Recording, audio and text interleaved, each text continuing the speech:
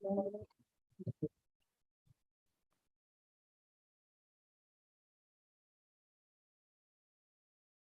everybody, welcome to the Growing with Fishes podcast, episode 258. If you guys are just catching up, we've been doing some Monday shows lately. We've had a lot of guests that aren't able to do Thursdays easily or have some other schedule conflicts. And we used to do shows on Monday back in the day. We used to have Last Week in Cannabis, so we started doing them on Mondays again. And we're going to keep rolling with this as long as we have guests that need to do this. So tonight we have Brendan Rust joining us tonight. Thanks a lot, man. Hey, thanks for having me. Thanks to all the listeners tuning in, the people that are listening after we've already done the podcast. Just a quick introduction. My name is Brendan Rust. I've been cultivating cannabis for about 20 years now, and you can find a body of my work at rust.brendan on IG. You can also find a link to my company, Bokashi Earthwroks, and my farm, Black Label Organics.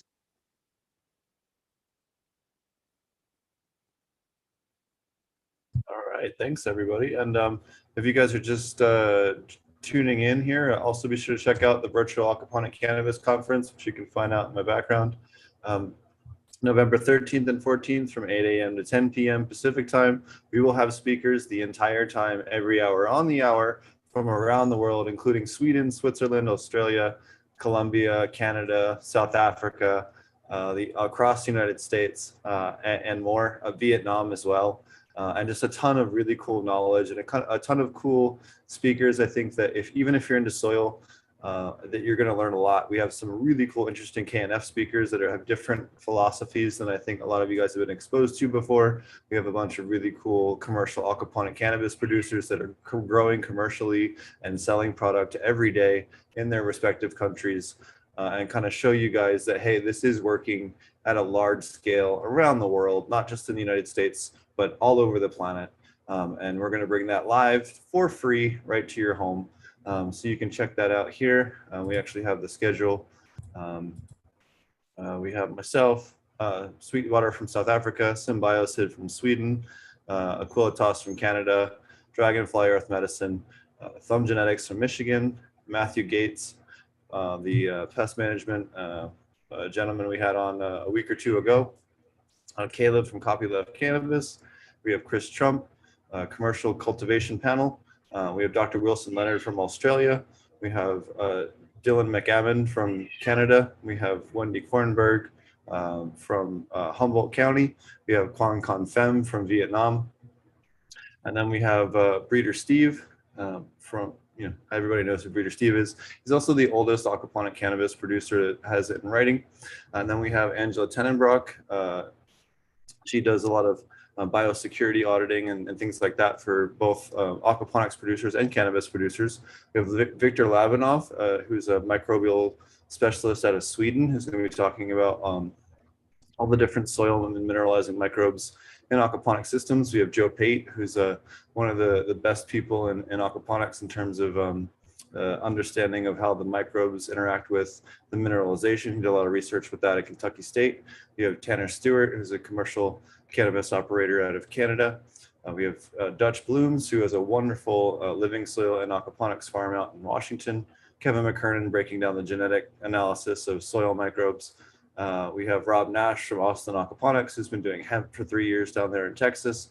Clackamas Coot, I don't think needs much of an introduction. We have Dr. Robert Faust, who's the guy that did a lot of the humic, fulvic, and kelp extract research.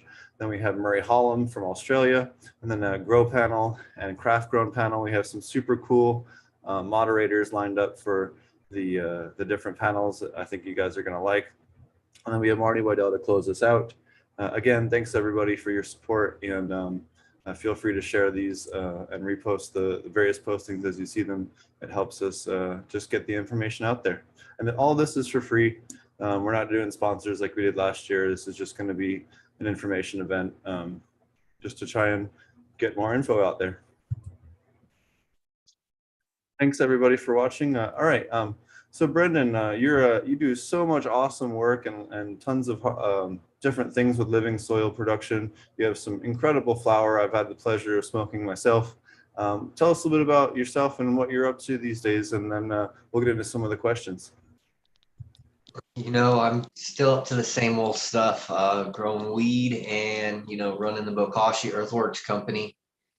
Um, so I'm always, the interesting thing about what I'm doing is there's always more to learn, right? And so I've been doing a lot of agronomy on peat-based systems, and I've been using things like mineral sulfates and different amino acids, humic fulvic acids.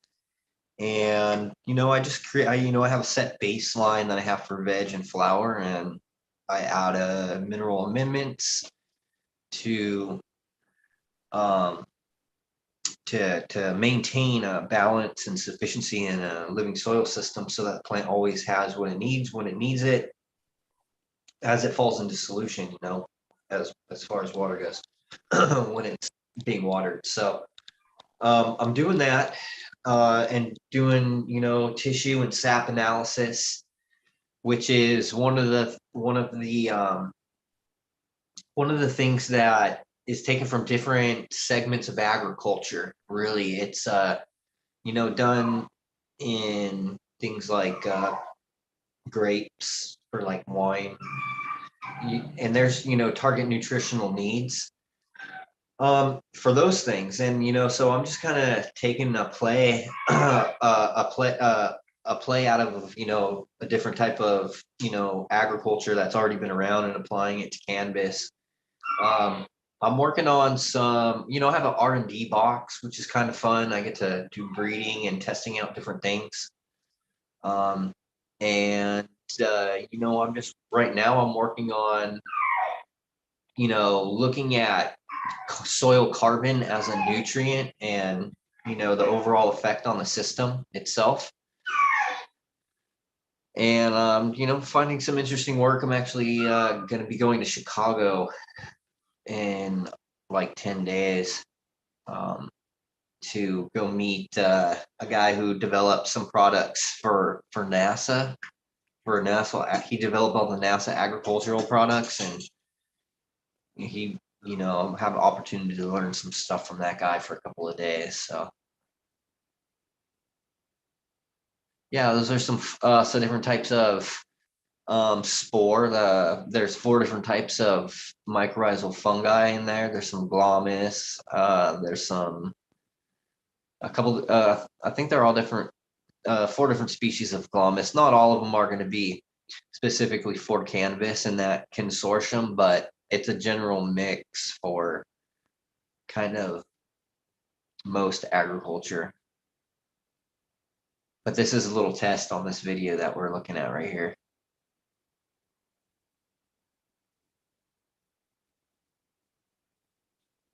I just figured I'd show off some of your work while you were telling us about what you're working on. So, what are some of the different practices that you're utilizing with your living soil? There's lots of different methods that people grow with. Tell us a little bit more about your methodology. Yeah, give me just 1 second. The dog keeps whining over here. No worries.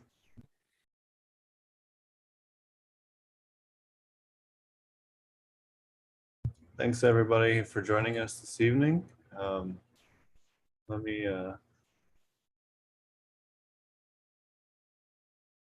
throw this up here while we're waiting on. Oh, that's right. Okay.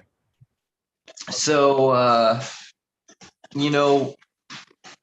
the methods that I'm employing for like scaling cultivation is really just buying on the cheap large scale amendment, things like gypsum, and getting your your Epsom salt in bulk, getting everything in large quantity and just re-amending your soil, and then testing throughout the run. And if a lot of time, if you load everything up properly in the beginning, typically you just have to make a couple adjustments as you transition into flowering.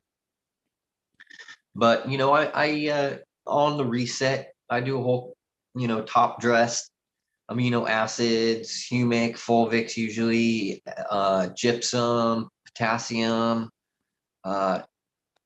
just all kinds of different amendments. And it's a really simple program, you know. If you test regularly and everything is in a sufficient amount when it falls into solution, and what they do is I send it off to a lab and they do two different tests. They do what's called a soil test, and it gives an overall profile of what's in the soil. And then they do what's a saturated paste test. And it's what it is a weak acid extraction. And what they're doing is they're basically simulating the types of conditions that would solubilize what becomes available as things fall into solution. So whatever's on that soil test doesn't necessarily mean it's all available all at once, right? It just gives you a general idea of everything that's there.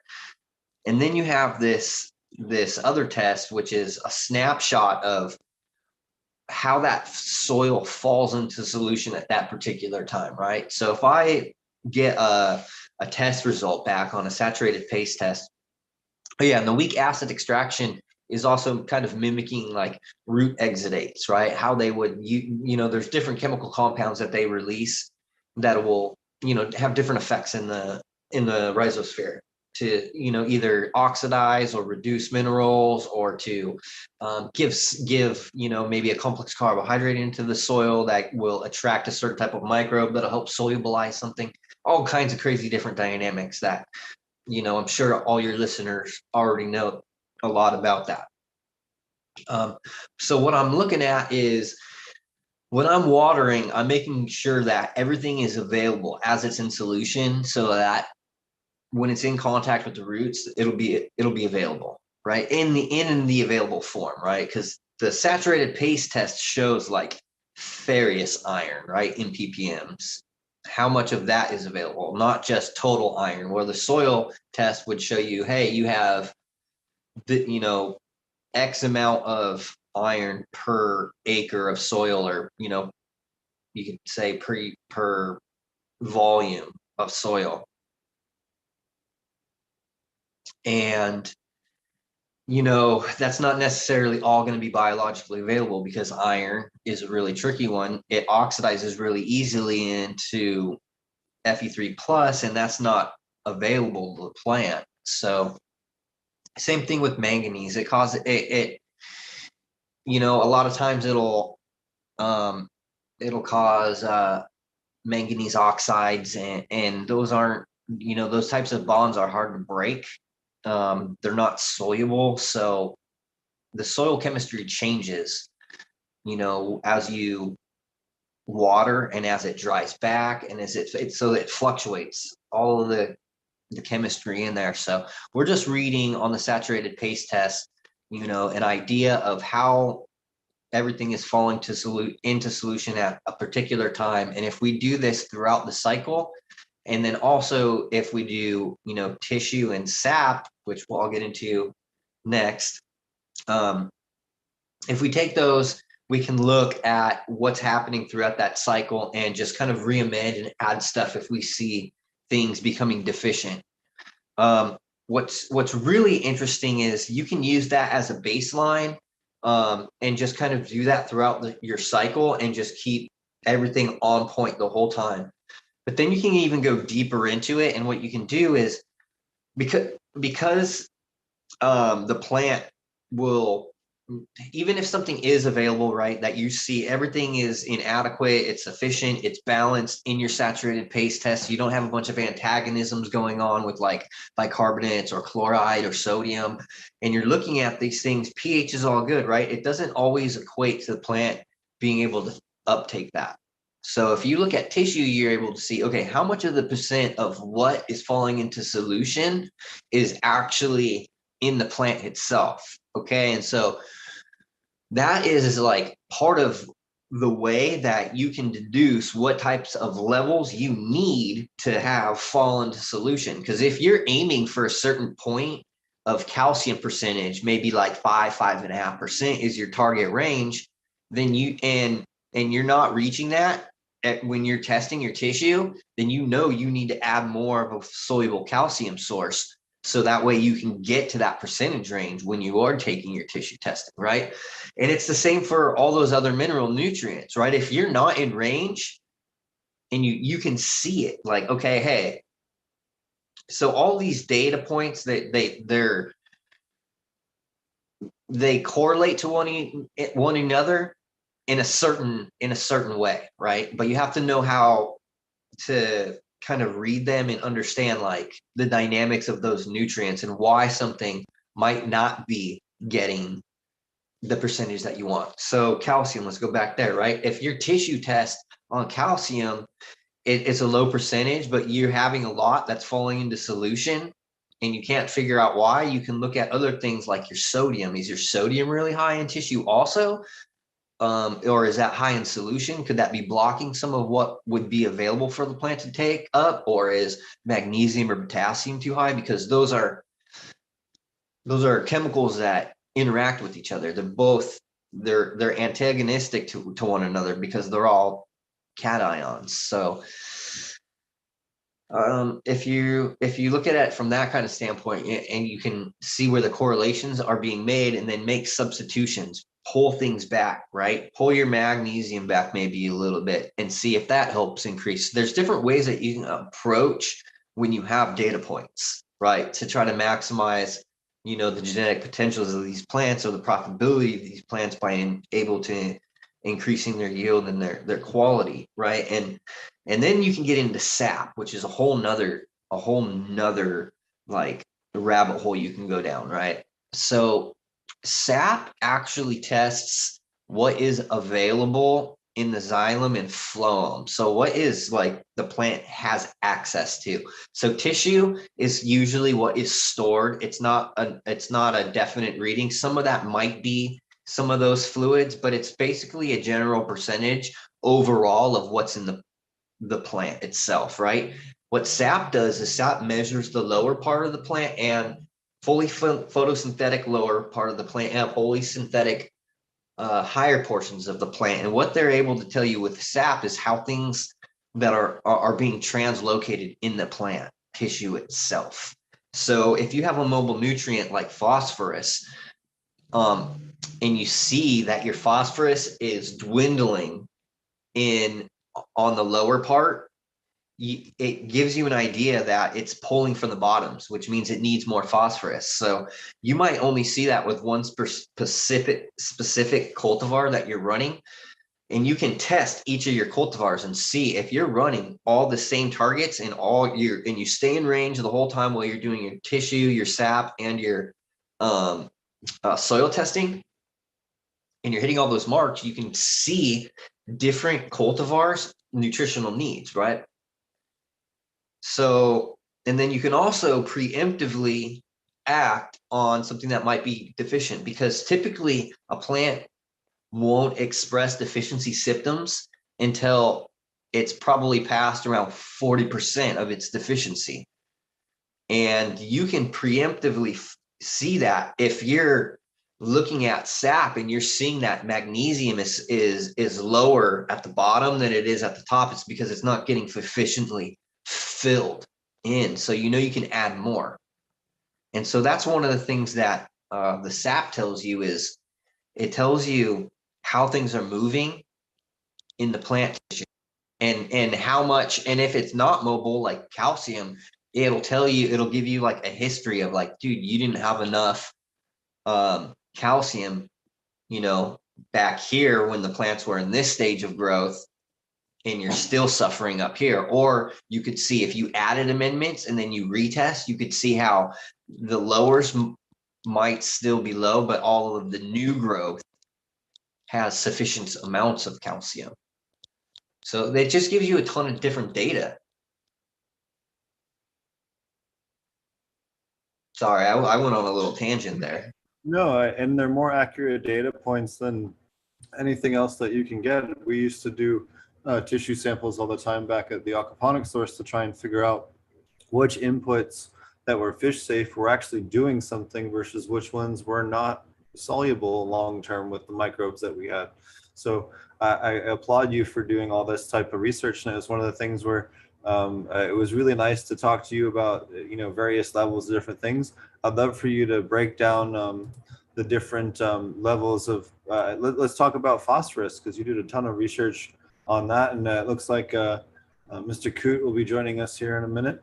But why don't you tell us about that and your research with phosphorus, and how I think people really are running phosphorus way too high, because typically a lot of the bloom boosters were monopotassium phosphate, and they don't need that phosphorus that late into flower. You're probably one of the best people to talk about this.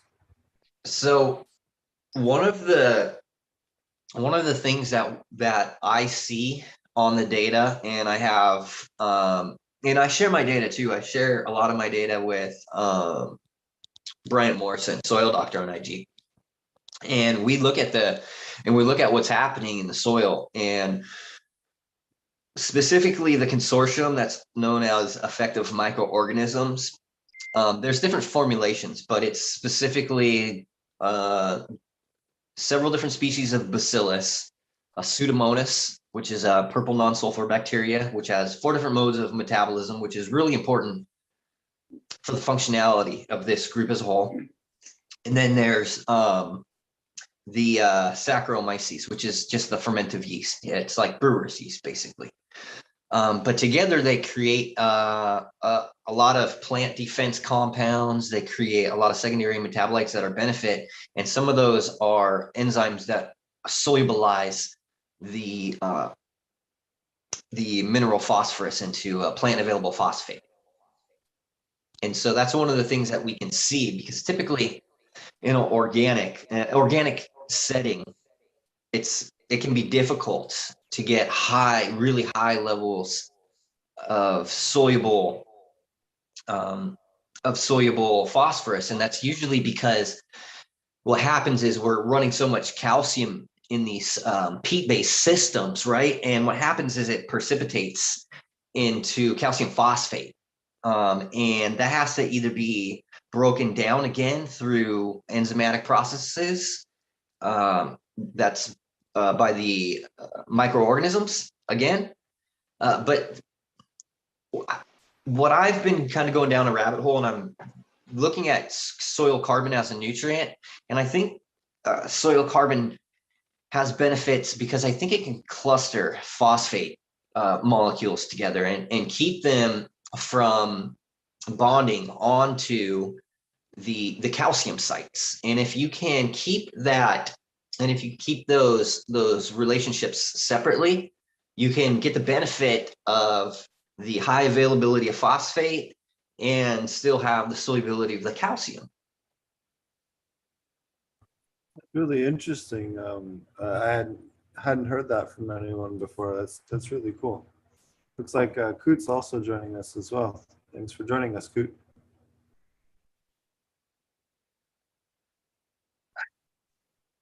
Thank you for the invite. I had a problem getting my camera on a new iPad working correctly, so that's why I logged off and I came back on a real computer. Your camera looks a little better. So. Yeah, I know, it's a long story. Apple doesn't put a lot of money into front-facing cameras. So. Yeah, they're more concerned about the bezels or something, or some insane, metric.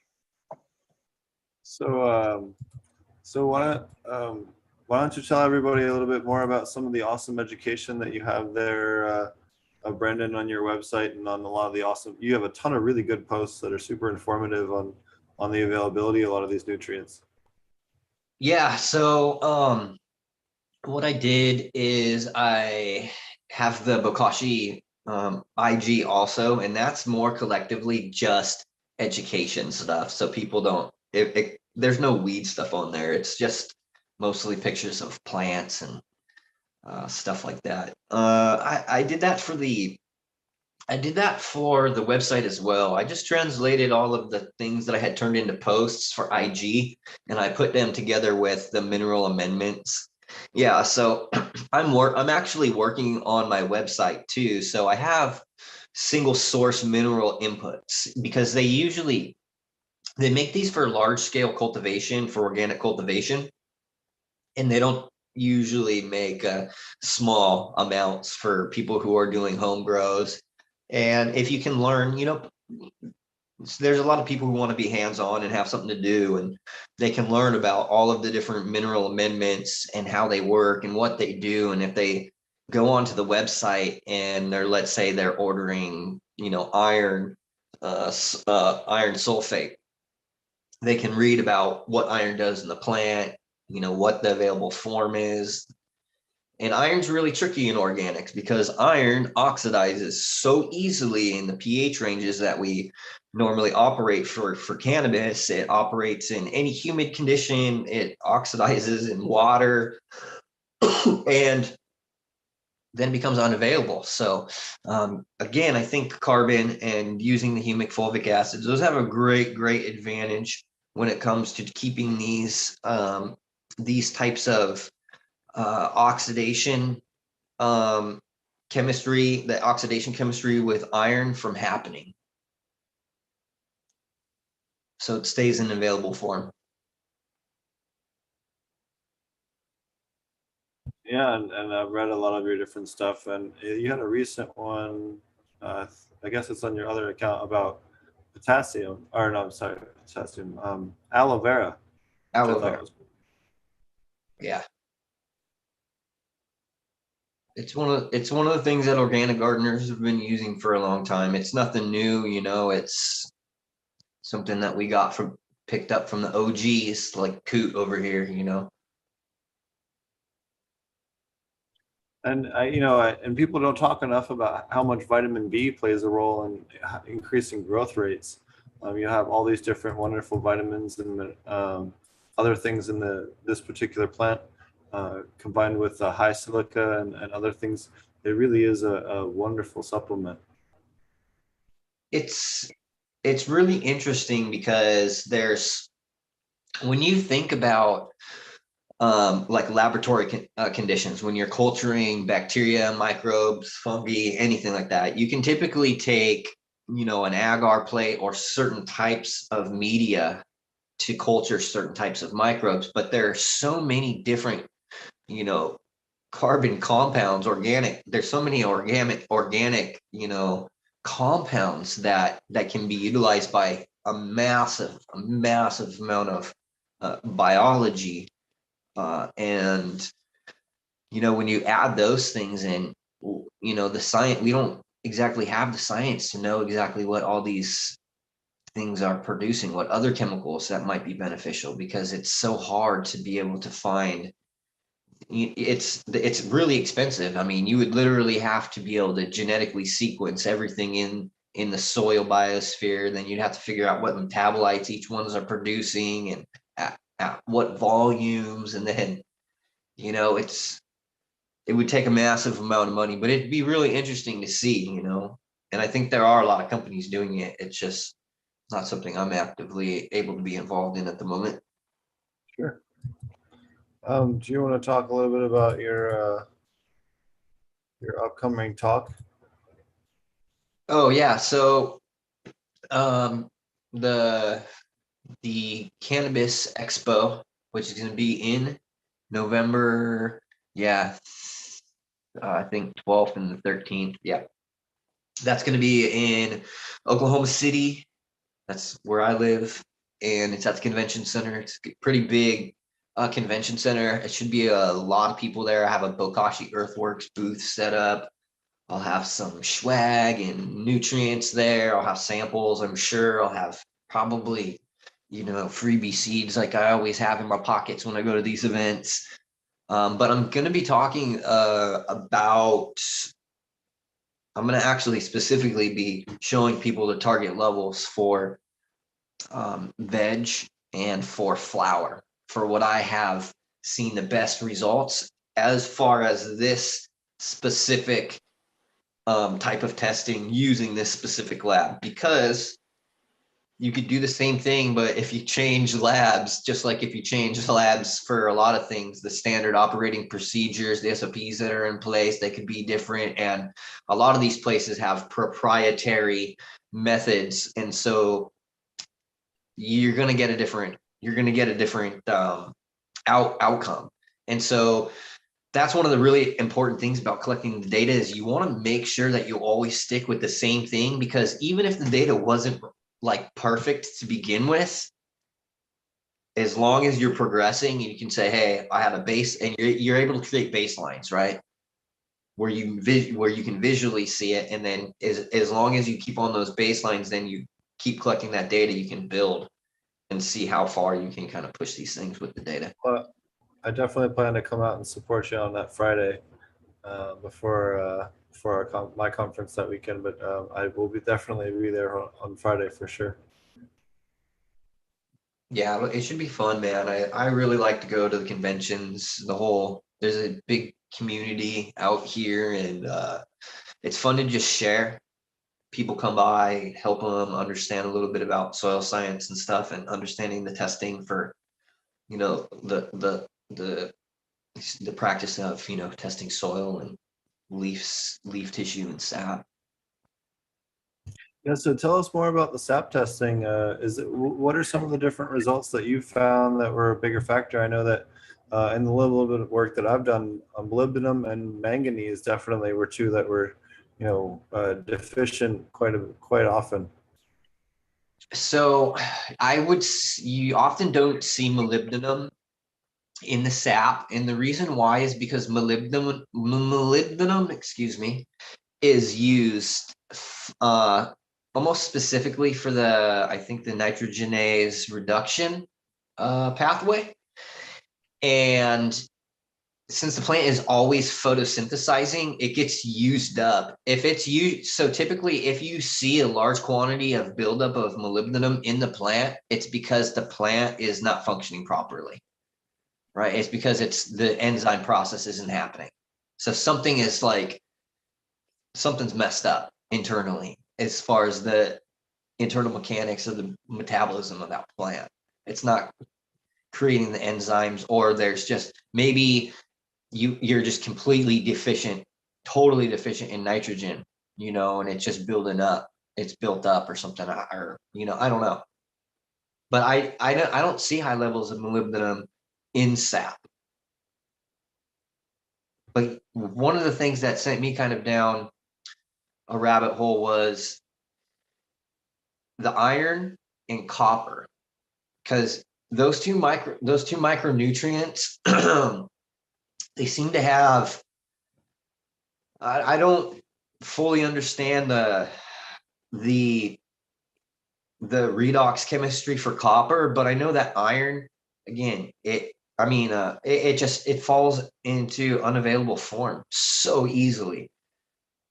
And so in most chemical nutrients, it's going to be it's going to be a chelated chemical compound that keeps it in that form, free floating in the solution. But iron doesn't do that really in soil, right? Unless the pH drops really low, then that iron's not going to be really available. It's going to be a lot harder for the plant to get up. So I would see low iron levels. And then also copper. Copper seems to be needed in higher amounts, larger and larger amounts as the plant actually matures. But because of soil chemistry and stuff, you're also going to need to make sure that you don't push it too high over zinc, because it can they're both cations and they're going to antagonize each other. So there still needs to be balance, right? But what I'm seeing is that it just needs more of it as the plant matures. I mean, this is what I'm deducing from the data that I'm collecting. Also from the sap, what I see is if you can maintain and push phosphorus and maintain that high levels of phosphate in soil, you're going to also see your micronutrients increase as well. The Mulder chart, yeah. That's where things like Mulder's chart becomes so important, in terms of maintaining balance. I like to always explain it to people as if, imagine this is a spinning top. You're trying to keep it level and spinning. If you have too much weight on one side, it's going to cause an imbalance. It's going to wobble and tip over. So if you increase one, you have to increase some of the others that are synergistic with it. And if you don't, or antagonistic with it, and if you don't, you're going to have issues. Yep. And man, calcium is tricky too, because you can lower your calcium to get your phosphorus higher, but it's like, it's costly because the plant also needs that. There's just there's so many different tricks, man, that you can use to and so that having a data and kind of understanding how all these things work, because when you're looking at the data, man, I'm looking at something, and if I don't understand the mechanics, like the Mulder chart, if I don't understand why they're interacting the way they do, it's typically because of the way that they actually react chemically, right, in the system, because the soil chemistry and then the internal chemistry of the plant with the nutrients is different, the things that are happening. So we got to look at I look at soil chemistry different from like the nutrient that the plant is using and what's happening inside of the plant differently. It's not, they're correlated, but they're different things. And so having that balance in the soil system, being able to have everything, man, to have everything, it's not that much, right? It's not that many things,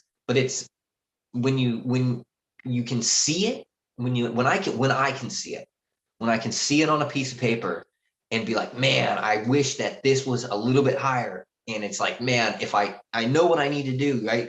If I want to push phosphorus a little harder, I got to drop the calcium levels, but okay, so I need to add more organic matter into the system. There's little tricks that you can do so that way you can get all the things that are adequate. That's why doing things like the amino acids, right, as like the biohack for saving energy, because the plant is going to take up the nitrogen, it's going to convert it into the amino acids, it's going to convert those into proteins. But the L chain aminos, if they're available and you feed those, they don't have to, it doesn't have to be converted, and so I heard that it took up to, I think I read that it was like 15 to 18% of the plant's energy is used in that nitrogen conversion process, where it converts the nitrogen into proteins. So can you break down the amino acid science for us? We haven't had a ton of good explanations on that on the podcast so far, and you're extremely knowledgeable in this area. We'd love to have you break it down. Sure. So there are essentially 20 amino acids that are responsible for all life, whether it's plant or ourselves. Some of these amino acids our bodies can produce, and some of them we have to get from other substances, same with plants, right? So amino acids are a carbon, hydrogen, oxygen, and nitrogen, right? And so what happens is the plant, it uptakes, ammonium and nitrate in the soil, and it has to convert the nitrate into ammonium, and then that has to be converted into amino acids inside of the plant. And then those amino acids are turned into proteins. Proteins make up all the things like the lignin, the cellulose, all of the stuff that creates biology, all of the structures of the cells, those are all built from proteins essentially, right? And so you have, and then also these proteins, these amino acids, they work to build all these other complex carbon chains inside the plant. They're responsible for different enzyme complexes. They're responsible for all these enzymatic pathways, and they do different things. They're almost, and some of them are almost like receptors, like that turn on things and start engines. And it's mind blowing what they do. But essentially, you can skip that process of the plant having to convert nitrogen into amino acids if you introduce the amino acids in an adequate quantity into the soil itself. And not only does this give the plant the amino acids, but it also increases soil biology, because all that protein, that carbon, and the nitrogen that's in there too, the soil biology is going to feed on it, and that's going to increase your microbiome populations as well. So that's going to increase the metabolites that those things are releasing. So you get all these different plant, growth PGR responses from doing this. It saves energy. And then here's the crazy thing, right? It's stored up in the plant tissue, and then man, I'll have to send you the link. It's in my Dropbox, and it's talks about ATP, adenine triphosphate, which is the biological exchange currency for all cellular mechanics, right? It's a triple phosphate molecule that is it's basically the energy that powers everything. So when these things are stored, it stores up ATP. And so if the plant needs backup reserves to get these, and they start breaking down any of these proteins, it's also going to release that ATP into the system itself. And typically you don't get ATP unless you go through the ATP synthase process, which is like through all the photosystems and the carboxylic acid cycle and all that other stuff. I know the Coot had something about the iron here. Do you want to chime in? What I was trying to explain, and I didn't do it very well. In the mainstream fertilizer world, products are sold as micronutrients and have for several decades. What's interesting is it's always the same 7 elements. And so sometimes they're referred to as a heavy 7. Not that they're heavy metals, but that's just the phrase in the industry. And so what it comes down to is what form is the iron? What form is the molybdenum? What form is the copper? All the ones that you mentioned, and there's, again, a 7. And sulfur is one because, well, it's just because. But anyway, so I know of a source that I use where all of the elements have been chelated with correctly extracted fulvic acid out of humic acid rock. So what I'm saying is you could go into a Home Depot or a mainstream nursery, and probably a grocery store has, some products or whatever. What's important is to look at those micronutrients and what form are they? How are they arriving on your doorstep? There's a lot of different forms of calcium, and some of them I wouldn't want to use in my soil. The stuff that they use around, like a baseball field, to put the running lines and all that. I wouldn't add that to my soil. I mean, I've read people online doing that because, they're bored and mom's not home, so they just type outrageous crap on a forum about, and I take a drywall and chop it up, because of gypsum and everything. Yeah, it's really good stuff, man. But anyway, you get the idea. So I'm just saying that that's why those products are there. And I'm not recommending anything, one product over another. I'm just saying that you're going to find the heavy 7 is all. And then what it comes down to is, what form do you want them in? Yeah. But the Does that make interesting sense? too.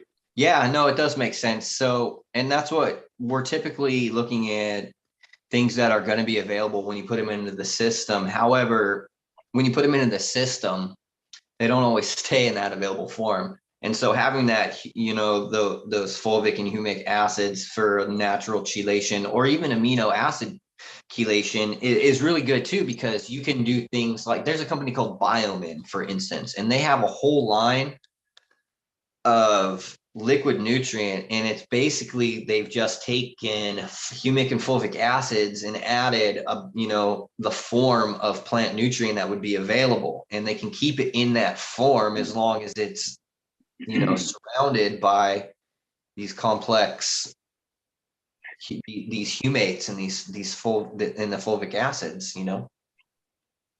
Right. So that's the trick. There's an advantage. One of the not arguments, but one of the bits of truthiness about using plant-derived materials in our soils, or at least part of it, if you're going to put it into your vermicompost system, which value-added kind of thing. But the reason that the plant material, like alfalfa, being a good accumulator, is that those nutrients have already been chelated by the plant to even end up in the leaf matter or whatever part of the plant you're using. So versus, as Steve's pointed out many times, mined mineral compounds. You know, I mean, because it's such a stupid word, and it's silly science. But at one time there was a couple of clowns running around the deal promoting vegan gardening, which is absurd. But if you take it by its strictest definition of veganism, what, you couldn't use manure or worm castings? I mean, what are you going to do? You know, but well, just taking an idea and taking it to its silliness, you know, to its nth degree. Promoting the use of plant materials doesn't mean you have to turn down. Okay, used to be, when I first got started talking to people online, well, you can't call, you know, oh, let's take calcium carbonate, okay? Standard stuff. Seashells that have been accumulated over millions of years, right? Well, you can't call that organic. It doesn't have a nitrogen, excuse me, it doesn't have a carbon ion. Okay, smartass. Let's try this one. It's not listed as organic. It's listed as approved for organic food and fiber production. How about that? You know, it's in its, I mean, I know what you're saying. sometimes Yeah, there's sometimes adults are in charge, you know. There's always somebody out there that's going to have something to say about other things. I know what I do works for me, and I share what works for me because I have good results with it. Oh yeah. And you know, it's, you know, when you do things at scale too, it's you have to look at your costs of your inputs. You Oh, I have to got look it. at your Yeah, time. absolutely. And a lot of times it's a lot easier to do, you know, maybe just to do a top dress in the beginning and then maybe one or two small top dresses, Sure. these long beds, you know, for these, for the systems that I'm running. Then it would be to, I don't know, just kind of I mean, if I wasn't taking data, I would really just be guessing. I'd be doing a system and just trying to replicate it over and over until, you know, it didn't work, because that's what would essentially happen. I would go many cycles in, but I was always adding things like,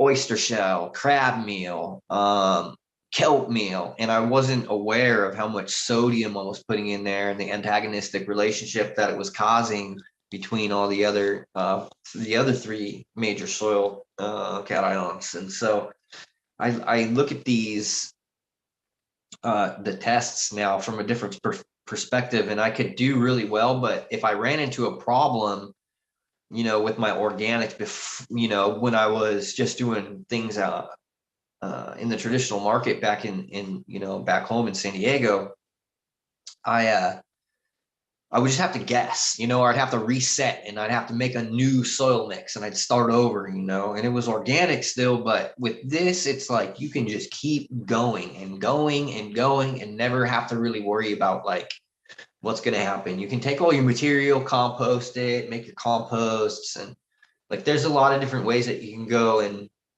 really put almost everything back into the system and really reduce the amount that you have to use. You'd be surprised how little you have to use if you maintain everything properly.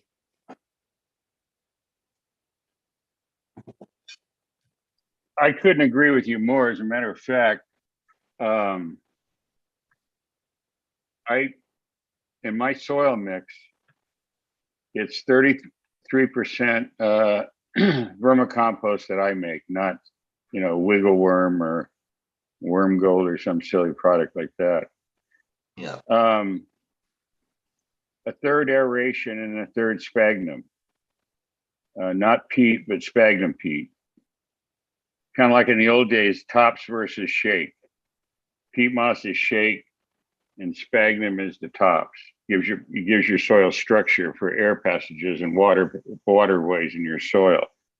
And then as far as nutrients, and I wouldn't call it that because I'm relying on the worm castings successfully, but it's limited to less than 1% by volume, some calcium carbonate. It doesn't matter. Limestone, oyster shell, it's all the Gypsum. same I use thing. a lot of gypsum. So Yeah, I added gypsum, but gypsum gives me elemental calcium yeah. and the sulfur. And almost every potting soil on the face of the earth is always deficient in sulfur. Especially if you're running a lot of. Yeah, with the mineral sulfates, that you won't ever have that problem. Your sulfur will be really good, and cannabis loves sulfur. It's most, in conventional agriculture, when they're running something that's an oil producing plant or something like maybe lavender, for instance, they're going to run sulfur really high because it aids in the oil and resin production. That's why people that grow in core, I can remember for years and years that people growing in core often, or they would state their problem and then say, well, here's what I'm doing, on the old forum structure of exchanging information. And it was always about, I don't have any smell and I don't have much flavor. So that obviously is terpenes, terpenoids, and ketones. And without sulfur is at the base of almost every metabolic function on this planet. So I wouldn't say simple or easy, but adding some, as you wisely pointed out, adding some gypsum is going to give you a solid sulfur profile, and you pick up the elemental calcium. And it's cheap. I mean, go over to Home Depot and it's what, $6.50 for 25 pounds or some craziness. Yeah, that's the same with gypsum. Gypsum's like $13 for 50 pounds. No, that's what I meant. That's what I was talking about. Yeah. That's what I meant. Gypsum is like. Oh yeah, it's dirt cheap. My recipe is a little bit different. I went with 20% of a manure compost that I tested and made sure it didn't have super high magnesium, because that can happen sometimes. And potassium. And potassium wasn't too high. I don't mind potassium because cannabis is potassium hungry. I had to do 20% of manure compost. I do 7% of a vermicompost. I do 3% gypsum. I do and then I do a third of sphagnum peat moss, I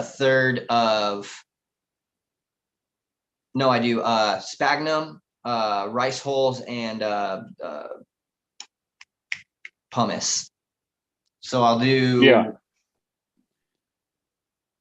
what? I think I do 25, like 22% of each of those, 10%. I know it's like 10% rice hulls. I think maybe like 20% of the pumice. I think it's about, I'd have to look at my recipe. That's the base mix. That's the very base mix as like a percentage. And whatever that is, as far as like if it's like 1 yard of soil, then I'll add my like mineral amendments to that. I'll add my mineral sulfate to that, like my micronutrients, copper, magnesium, manganese, zinc, iron. I typically don't really add molybdenum, but you can. I'm lucky to get. You're probably getting your rice hulls out of Arkansas from this major company. They're like the largest rice packer in the world. They pack literally in the world. But God damn it, they have one that's called partially boiled, PBH, partially boiled hulls. The reason they do that is to kill any unprocessed rice so you don't have sprouts. Anyway, that company, they're in right at like southern Arkansas, and so they do the Louisiana crop, the Texas crop, the Arkansas rice crops. They also have a big organic one down in California called Lundberg. You may have seen their products in the grocery stores, organic brown rice. And so we're able to get organic hulls up here at the farm store because they use it for bedding and stuff like that. Yeah. But obviously, like you, a lot of people in the organic world use it as a amendment. Of course, we have pumice here by the cheaper in heck, especially if you buy like a tote, then you really get it down to nothing. Yep. And in fact, I use the rice hulls as a to grow mycelium. Sterilize it first, and then in a pressure cooker, and then inoculate it with spore juice, whatever you want to call it. And it inoculates fast, but it's not for growing mushrooms per se, but it's for like inoculating then big areas of like your compost, and let the mycelium develop big networks in there and break down your cellulose and the other things that fungal foods, and it just ups your game. It takes a let's say you did a good job and your compost is an 8 or a 9. You can take it up to a 10 for nothing. Nice. Just time. That's the only, and not that much time, because mycelium works a lot faster than bacteria, like compost. But yeah, back as far as amendments, I use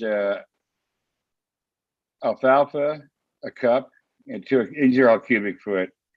So alfalfa, neem, organic neem out of India, and and basalt rock dust. That one I hit pretty good, about 5 or 6 cups per cubic foot. Oh, really? So, yeah. Wait, per cubic foot? Yep. Dang, dude, you're not worried about heavy metals? No,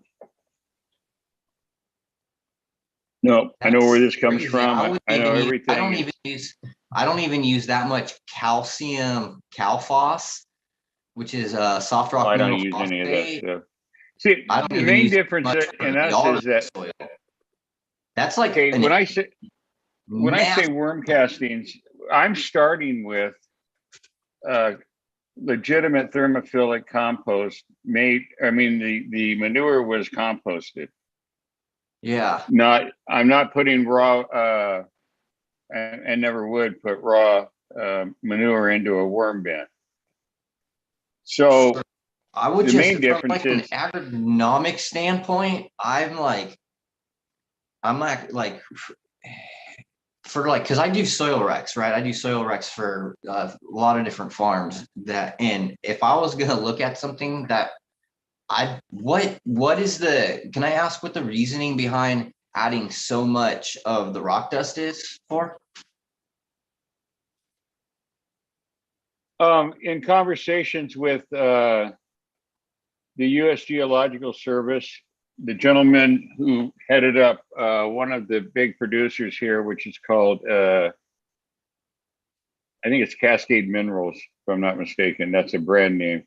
And when they were rebuilding some of the loading and unloading docks on the Columbia River, they shored it up with big boulders of basalt.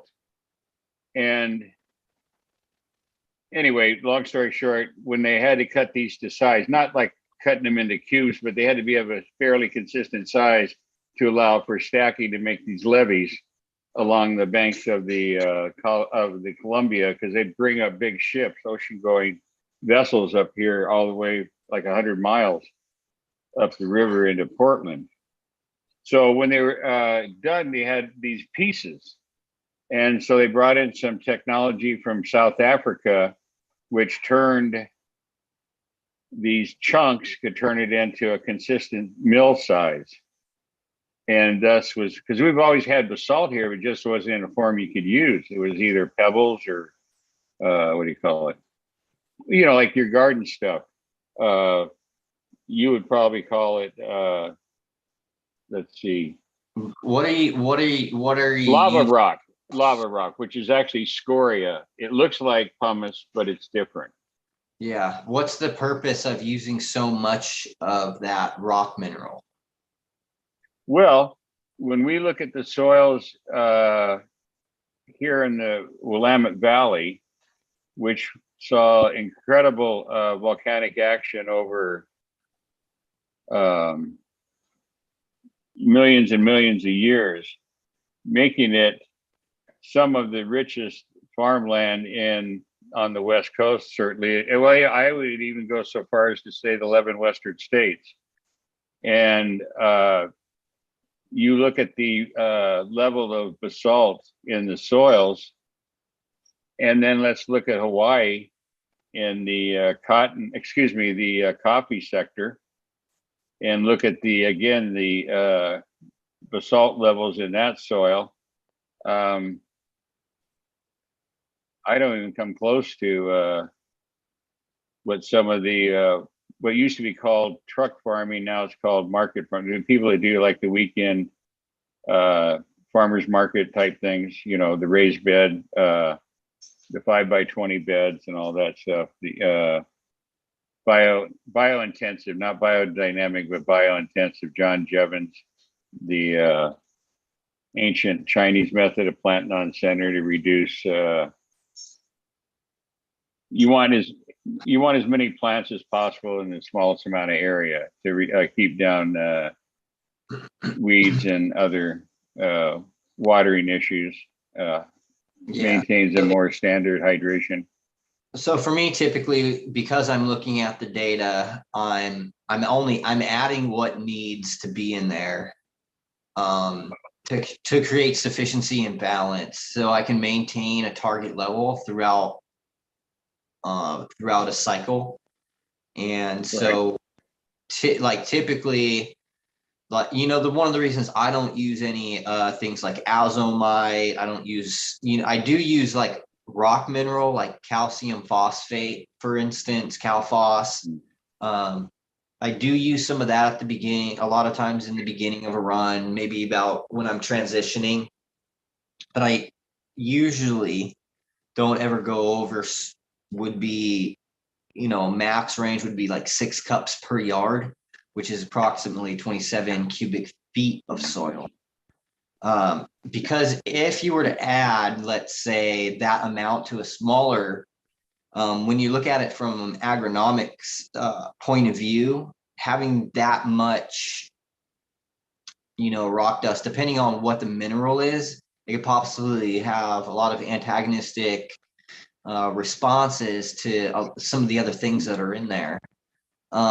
But I'd be curious to see but do you test? I mean, are you testing your rock dust before you put it in because you're trying to get a certain element into the soil? Like, are you trying to add like a certain amount of calcium See, what happens in the cannabis trade is that a term is attached to a group of materials, right, that have no link whatsoever. Okay, azomite, which isn't that's the brand name. That's a commercial registered trademark thing.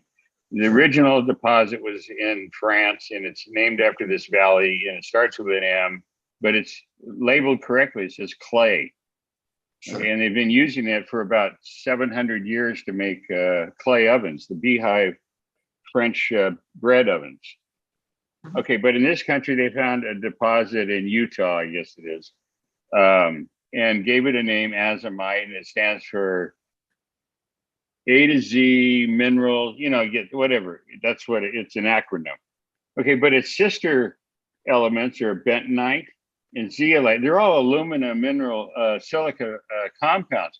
And as soon as they get chelated, now you have free floating aluminum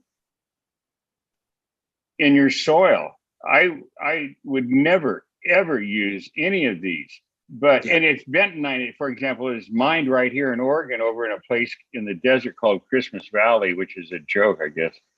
I mean, it's the desert, but that's the stuff that's in a kitty litter. They dig it out of the ground, they put it in a bag that says kitty litter, and they stack it outside of grocery stores. And if you want to really get it cheap, go to a pottery shop, or, you know, a place that sells supplies for people that do pottery work, clay. I don't use any azomite or any, you know, like I would never use like a rock dust to try to add a mineral into the soil. I would just I'm get not, see, mineral, but I'm okay. asking. That's what I was wondering. Just Okay. if it, Okay, here it goes.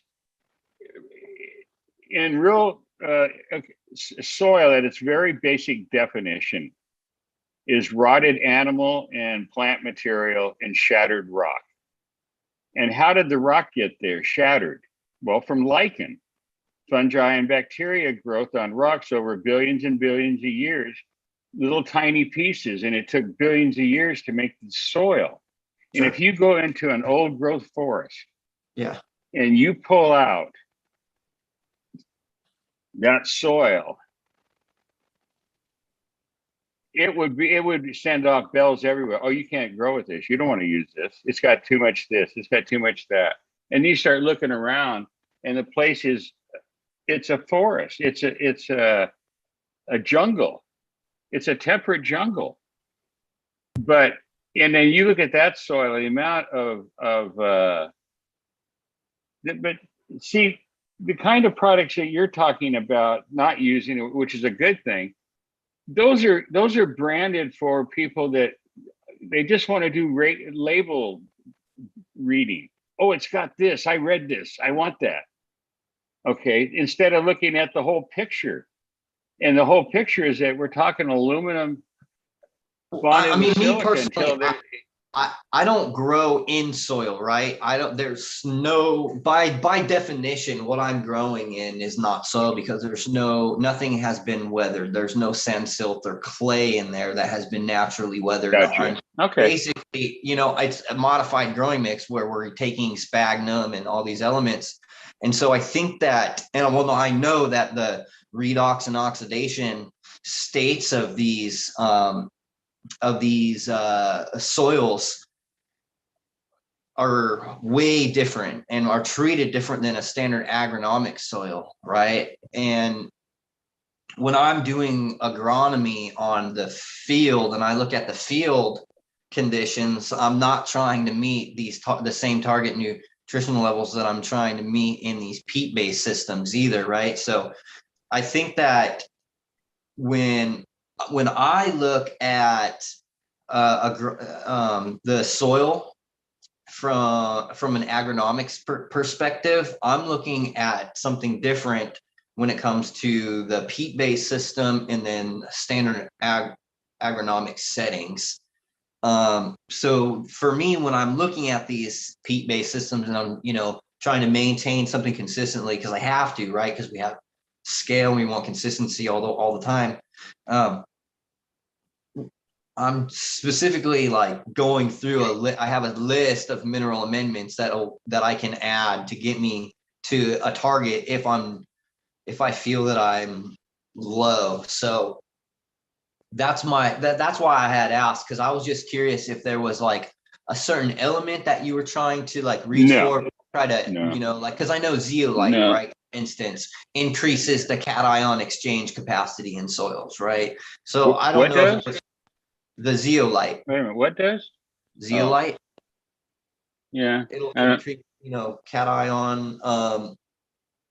the ECE, I mean. Yeah, I know. So I know. I was just curious. I was just curious if it was like a specific thing that you're trying to go for, or if it was general. No, not at all. Not at all. I don't. I didn't ever build soils or build recipes trying to achieve a nutrient profile, or you meet some checklist, but check all the boxes off. But this stuff is like, doesn't get any worse than this stuff.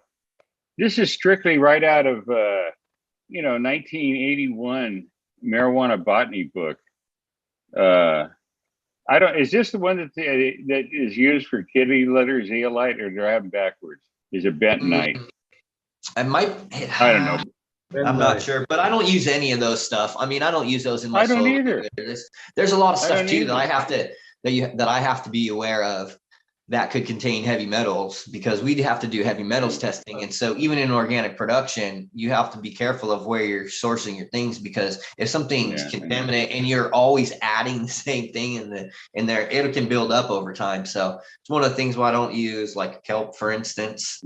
I don't use any kelp in my systems because I've seen so many people fail for arsenic using kelp or kelp-based products continuously over and over and over. Well, you know, Steve hit me with that the first time I appeared with him, and we already went through this, but there's a big difference between seaweed extract and kelp meal.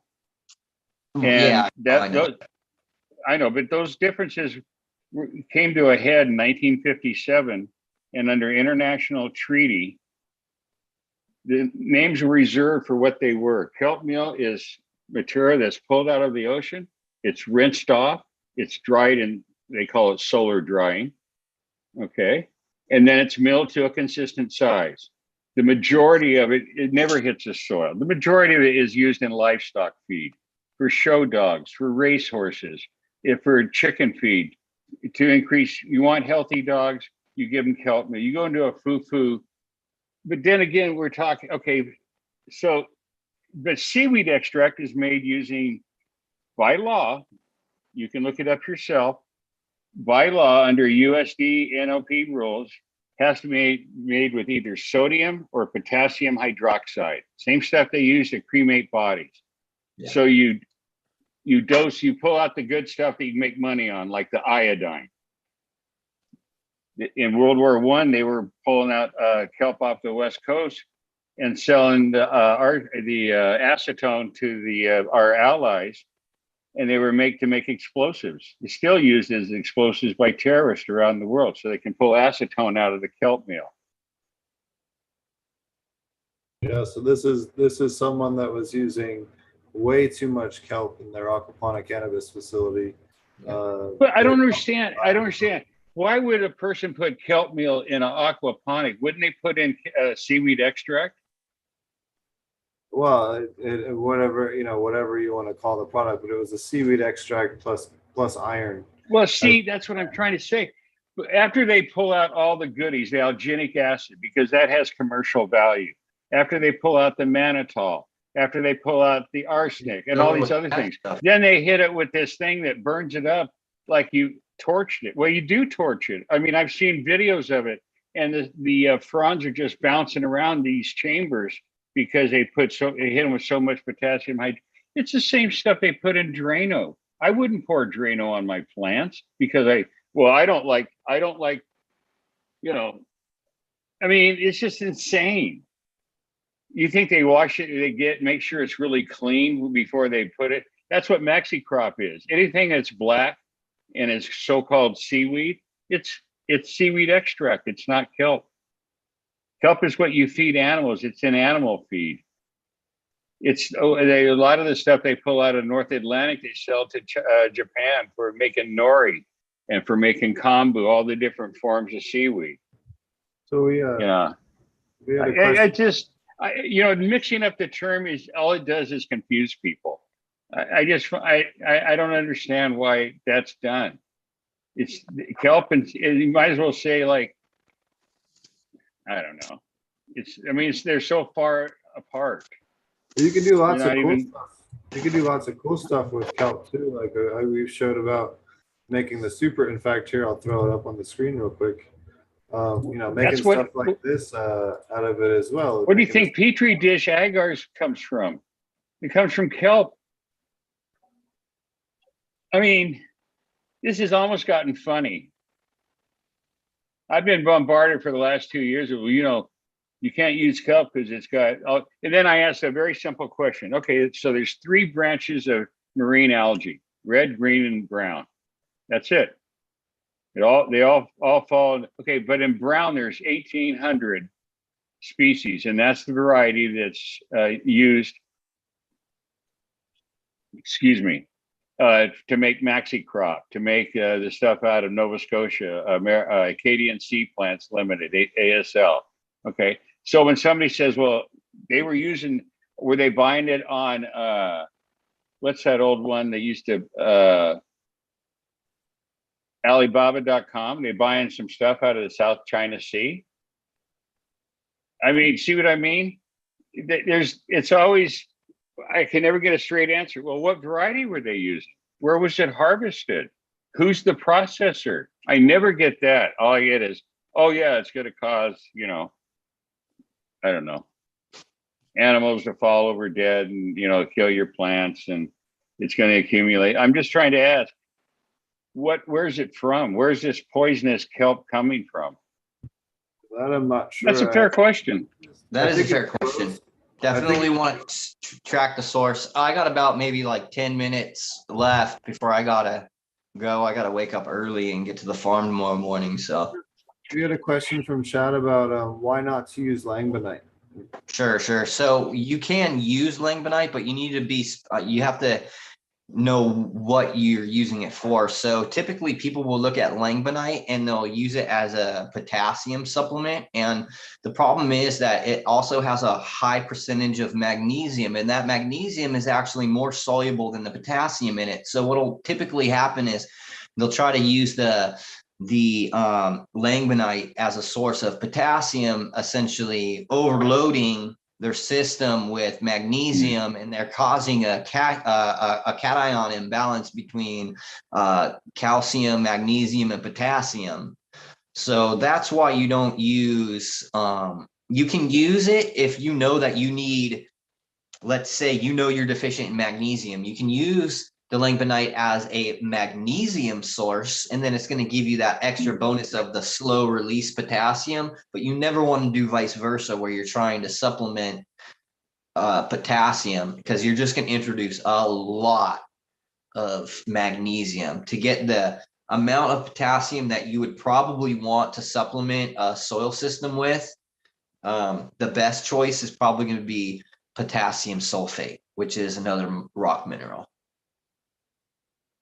Correct me, langbonite is the two commercial names on the industrial or commercial level is K-Mag, and then on the retail level is Sulpomag.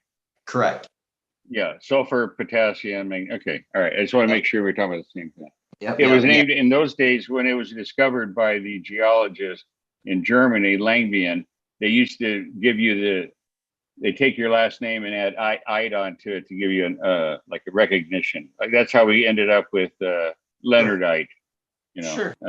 Cool. Leonard and all that stuff. Maybe one day I'll discover a thing and they can call it Brandonite. Yeah. I've just known people over many years that have destroyed their crops high dosing with the K-Mag. I mean, there's not a good thing I could say about it. It's like, you don't want to do that. Why would you use that? So this is my, kind of pro tip for growers. If you're having problems with your soil, you can try backing off on adding magnesium to the soil and using a tablespoon per gallon of clean water, distilled RO work as a foliar application, because you can get the magnesium in the plant that way without causing an imbalance. Because typically what will happen is when you're really trying to push your system pretty hard, and you're adding that magnesium can get too high and it becomes antagonistic, and then you end up with not enough. What I see constantly across the board with my new consultees when they come in, their magnesium levels are always above potassium, and it should be vice versa. And so when give me just 1 second. So I always address that, right? And one of the ways that you can keep that from happening is by using a foliar application of magnesium. That way the magnesium in soil doesn't elevate too high to where it becomes antagonistic between calcium and the potassium. Look, starting in 1981 when Marijuana Botany was published, I've watched from the sidelines. First, we had to do phosphorus. Let's obsess about phosphorus for a few years. And then magnesium. Oh boy, the sales of Epsom salts just went through the goddamn roof, man. Okay. And then what was the next? Oh, then potassium. And I guess now we're on calcium. And magically, there are companies. I wanted someone to explain to me, calcium is a metallic element. How do you liquefy it? I mean, it boggles my mind. At its like ionic level, it's a metal. How do you turn that into a glass of, can I drink a glass of liquefied calcium? I don't think so. It's only a metal when it's only a metal when it has a lattice, right? When all of those molecules are interlocked, create a solid compound. Otherwise, it's just a free floating molecule, a chemical of, you know. Let's agree that it's a misuse of a term. Okay.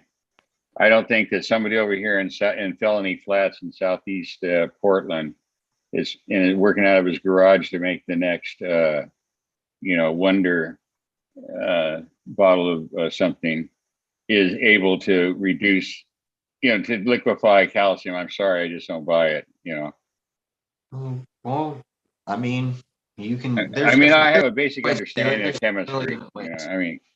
Yeah.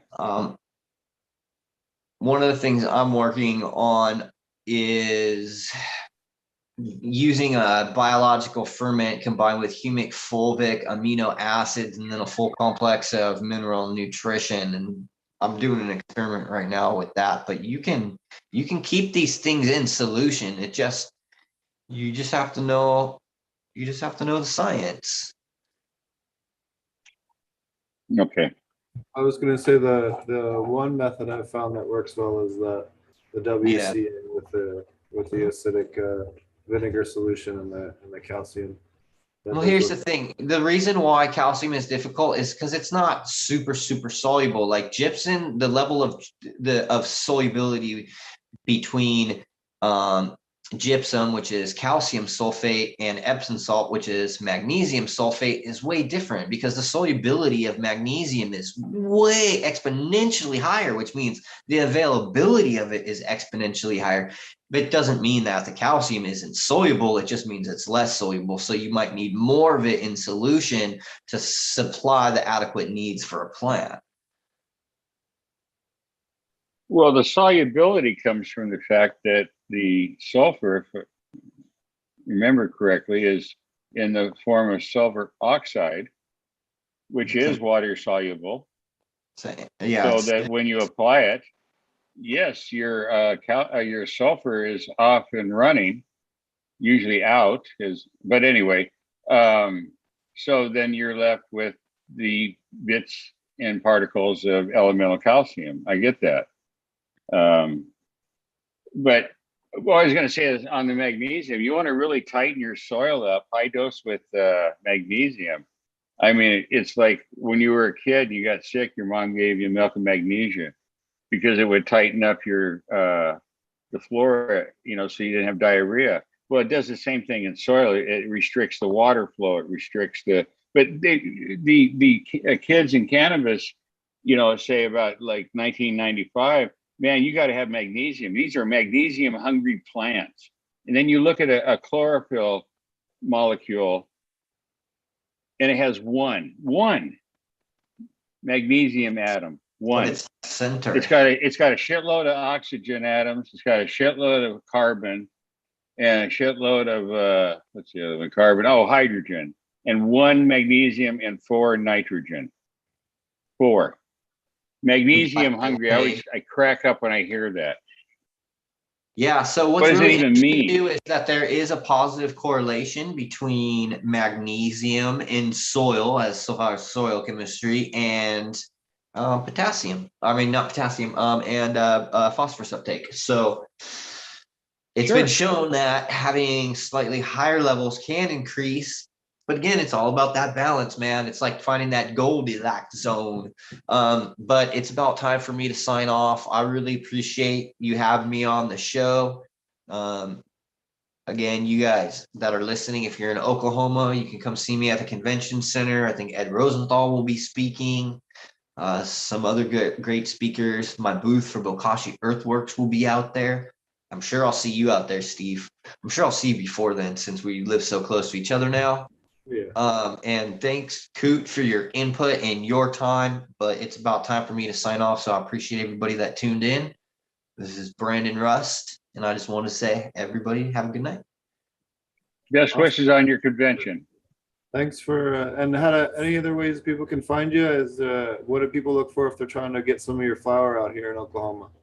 Sure, you can all hit me up on any of my my personal page, and I'll hook you up with our sales guy, or you can just hit up the Black Label Organics page. Yeah. And that I use that as more of my marketing kind of page. It's all professional photography of our organic flower. And it just kind of, just a little preview of what we're doing over there. That was a fun time, but I gotta go, Beautiful guys. work. Thanks. All right, brother. I'll Have see a you good guys. evening. You too. Thank you. Take care. And you guys can check him out at black.label.organics on Instagram. You can also check him out at Bokashi Earthwroks on Instagram. And you can also check him out over at Brendan. Russ.Brendan. There we go. Russ.Brandon on Instagram as well. Tons of great information on his Instagram, breaking down lots of different nutrients, wonderful other things. I know I'll definitely be out there on that Friday to check it out, and lots of wonderful pictures as well. And there's nice frosty buds. It tastes good too. I can attest to that. So what's been up with you, Coot? Oh, just I decided to minimalize my desk, my work environment. So I got it down to, it looks like, it has a keyboard and a monitor, and everything is, the rest of the desk is clear. So now I got to go get into it. It's coming tomorrow, the parts or pieces of stuff I need from Amazon to do what the guys call cable management. I didn't know there was like a title for this, tying up your cables so they don't show. So it looks like it's real minimalist thing you're going for. So anyway, so I been trying, because it's one of those stand-up desks. It has a electrical deal to raise and lower it and what have you. So I had to figure out how I could attach all the cables and allow them still the freedom to move, while this table moves up and down. So anyway, I'm not an engineer by any stretch of the imagination. So. A little bit earlier, you were talking about the micronutrients. Do you want to break that down a little bit? I know I'm a big fan of dosing. Oh, sure. Manganese Okay. and molybdenum. Okay. Sodium molybdenate in order to boost some of the color. And if you actually have your manganese too low, it actually inhibit your THC expression. So if everything else was perfect on your grow and your manganese is too low, you're actually going to end up having, not quite as high THC as that strain is potentially able to produce. I'll tell you who you want to talk to, and he's is Dr. Frost. He has a product called TM7, and the TM stands for trace minerals. And of course, there's 7, like I mentioned. And his are the same 7. If you don't mind, I'll run down. I mean, you can see where we're going with this. Okay, so you have sulfur, you have boron, you have cobalt, you have molybdenum, you have copper, iron, manganese, and zinc. Now, if you want to go to this page, bioag.com, and look under products, and then you can look at the for yourself. And what makes this different from, say, a product from ABC Fertilizers, we'll say, is that this has been chelated using his fulvic acid. So, and you're assured of the, bioavailability for number 1. Yeah, TM7, there you go. And there's the technical a PDF you can download on it. I've been using it for several years, probably 15 anyway.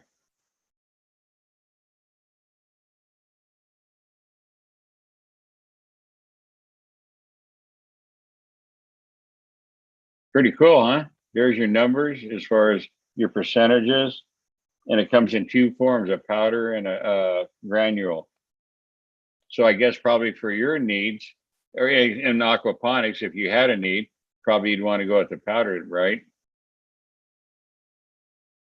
Yeah, it's a lot easier to mix in that way and target into your dosages that way. And plus it has the fulvic and humic acids, which we're always needing in aquaponics. As well. Helps reduce algae growth and everything else. It's good for your fish too. I know Dr. Faust actually did a bunch of research in aquaculture with shrimp production. So did Dr. Rakosi, James Rakosi did as well. Well, like I mentioned the other night, 50 years ago, almost, well, 72, Dr. Fost, who was a young, I think he got his degree in 68. But anyway, he teamed up with Dr. T.L. Sen, S-E-N-N, who pioneered the use of kelp meal and seaweed extract in the 50s after it was introduced by MaxiCrop. That was the first commercial product you could buy that was a concentrate, so farmers could add it to the water supply system. See what I mean? Solubility it was the big sell point. And he's the one that put them on the map. And so by 72, 20 years after that, he teams up with this young man, Dr. Fost, and they began extracting humic and fulvic acid out of kelp, out of the ocean, the fronds as they're called. Is that amazing or what? I mean, at a time where how many people in the United States, I mean, forget people, how many soil scientists were talking about humic and fulvic acid? So, I mean, they were really pioneers in the real sense of the word. We had someone in chat ask how to make it easier to get into the water. I like to add it to things like compost teas and things like that, where you're going to have it kind of brew for, at least an hour or more, where it's going to stir in. It tends to work a lot better than just adding it directly. It can stick to the sides a little bit when you add it just directly into the sun. We had another question in chat. So is kelp and alfalfa from the feed store not good, Coot? Or a question? No, that's exactly what you want. You want alfalfa, and if you buy pellets, and that's becoming more standard for worker safety issues, okay?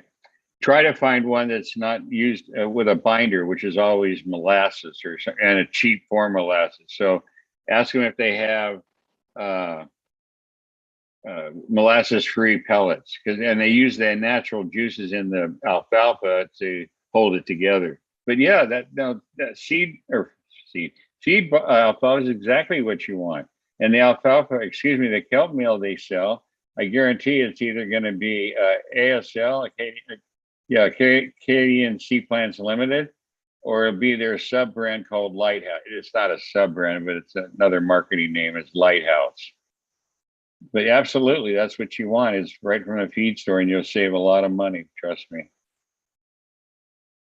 Because they're feeding, my chiropractor has 20 draft horses, like the Clydesdale type, and part of their diet is daily doses of kelp, and they also feed them basalt to keep their bowel systems clean.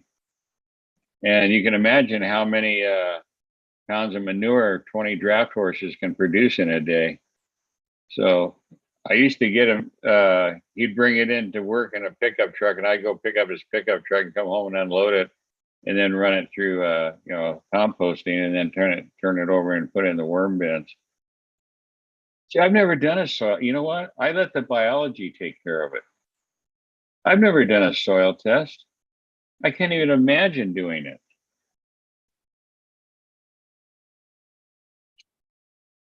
We had another question about, is there any good seed for seed sprout tea, and what stage? I think they're good at all stages, and here's why. In around 1995 or so, I was still in the produce sector. So we used to get a lot of trade publications. And an article came through that most people wouldn't bother reading. I mean, in the produce industry, right? It's about how to sell more bananas, more oranges or something. But the article was of some research done down at UC Davis, which is the California's agricultural school, that eating broccoli sprouts was far more nutritious than eating broccoli. And I was hooked because I hate broccoli. So, but the point was that when a seed is germinated, a lot of changes come about. Enzymes are created, and because it has to survive on that seed, or what it was encoded with, before it gets a true set of leaves and a true root system. It can't feed, it has no root. So when we eat sprouts, you know how nutritious they are. So you can imagine when you take that same material and puree it and add it to some water so that it's, you know, in a form that can be used. Can you imagine the power that you're adding to that soil? I mean, there's your amino acids, there's your minerals, your phytohormones, you know. Look, you can't put that in a bottle. I don't, you know, if you do, you do this, and I understand what people like Brandon are saying. You can't do it to scale. I get that. But I'm talking to the person trying to grow some plants for themselves, for medical uses. I don't care about, you know, the commercial growers. They're going to do whatever it is they're going to do. And I don't give a shit. Okay, that's their thing. I'm talking to the person who wants to grow some nice plants in their home and have some good smoke. Fair enough? So my methods are strictly for the home grower. And all you'll have is the need to go get a bicycle and fill your time because you're never going to be dicking around with your plants. You know, you're not going to be in there with it. I've never owned a pH meter. I've never used a pH meter. I would have no idea what I'm supposed to do. I'd wear one though if it did look cool. You know, if I was going to do like a cannabis industry thing, you know, I'd want to be cool and have a pH meter hanging off my belt like a buck knife, you know, out here in Oregon. So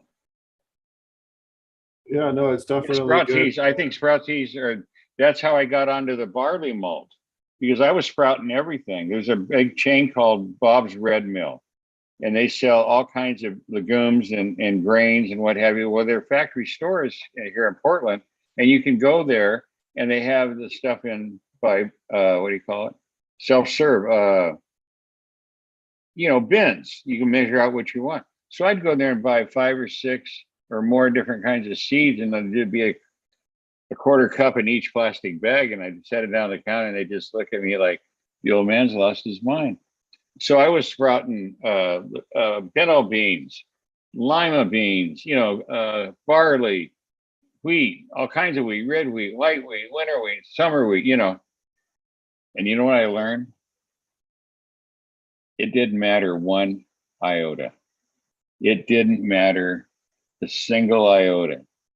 And then I was introduced to, you know, dickhead, you can buy this stuff at a home brew store. You can? Yes, it's called barley malt. It's ready to go. Yes, I've never sprouted a seed since. And once I got barley malt, because it had somebody's already sprouted it. That's all malting means, is that it was germinated. And then they arrest the germination process. And that's what brewers use to make scotch and beer, right? So there you go. But yeah, I was a big advocate of this SSTs. I thought it had a really snappy name, you know. But you could not put it in a bottle. How are you gonna stop it from fermenting? And if you put in, you know, I mean, then you're into manufacturing. And why not just tell people how to do it? And go get some beans. And if you don't have mung beans, then get some pintos or navy beans or pinto beans or whatever kind of beans they got. It doesn't matter. And you only want to grow them out, okay, of the taproot. That question is going to come up. In malting barley, which is done, you can imagine the scale, because every beer on the planet's made with malted barley. The seeds are germinated, and the taproot is only allowed to grow about 1/2 the length of the kernel itself. Does that make sense? Okay. And then it's arrested. You can do it at home. You can put it in your oven. I was going to ask you actually on that note, can you use right now, anyone anywhere in the South, actually pretty much anywhere in the US, you have the deer feed, the corn feed. Is there anything that you can do with that as far as inputs? Well, the problem with corn is, okay, it's a two-edged sword. First of all,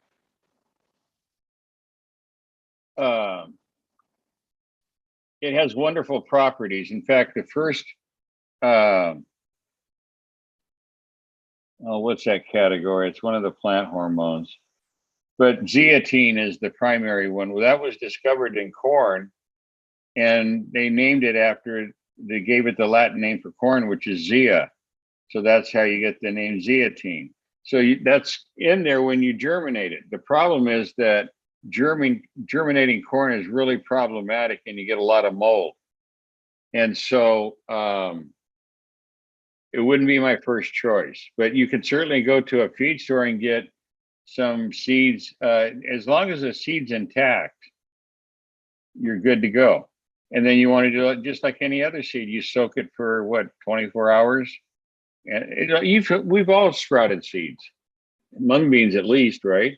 So it's the same thing, except you're going to have to do it on a bigger scale. And it's a pure gold. First time. Or here's a better way. If you're a doubter, go to the grocery store and buy one of those plastic boxes of fresh alfalfa sprouts. And you bring it home and you put it in an osterizer with some water, puree it, and then dilute it and try it. And if you think I'm full of crap, then you don't have to be bothered. There you go. Easy peasy. There's your test. No, it's something that No, I don't mean you. I mean anybody. I'm just saying that's a good way to test it. Is just get something from the grocery store that already exists, like that, or even really sprouted mung beans. They sell bean sprouts for cooks. You could get a bag of those and just puree it with some good water and hit your soil. Yeah, I just had to go buy some organic soil. Went to the local nursery now that we're a little more settled. Found the local nursery, the mom and pop one, so we can not support the box stores. And they had a whole bunch of deer feed for sale. And it kind of got me thinking, what could I make with that to, help my plants, help my garden. What I would do with it, if you could grind it up, and you can, now you can put it in worm bins, and it's an incredible food. Commercial worm people add grains, not malted, but just regular grains ground up. Why? Because it makes them bigger. So in terms of length and girth, and if you're selling fishing worms, that's a big selling point, right? So you can add the appropriate amounts. I'll be more than happy to send you the data. But yeah, you add it to your worm bins, and now you're picking up all those enzymes and plant hormones and all the other goodies that are there for cheap.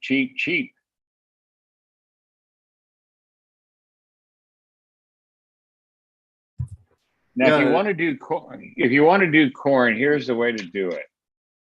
You want to get some burlap or some kind of a tarp of cloth, like maybe a canvas or something like that.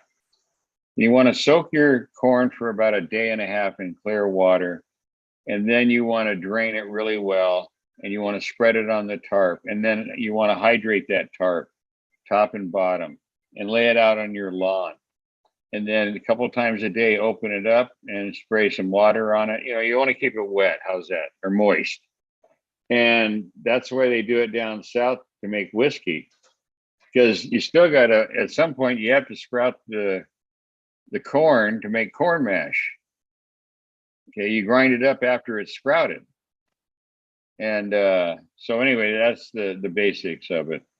And that comes from a guy who's a genuine moonshine guy. So Now, is there any difference between using like a sprouted corn versus a barley?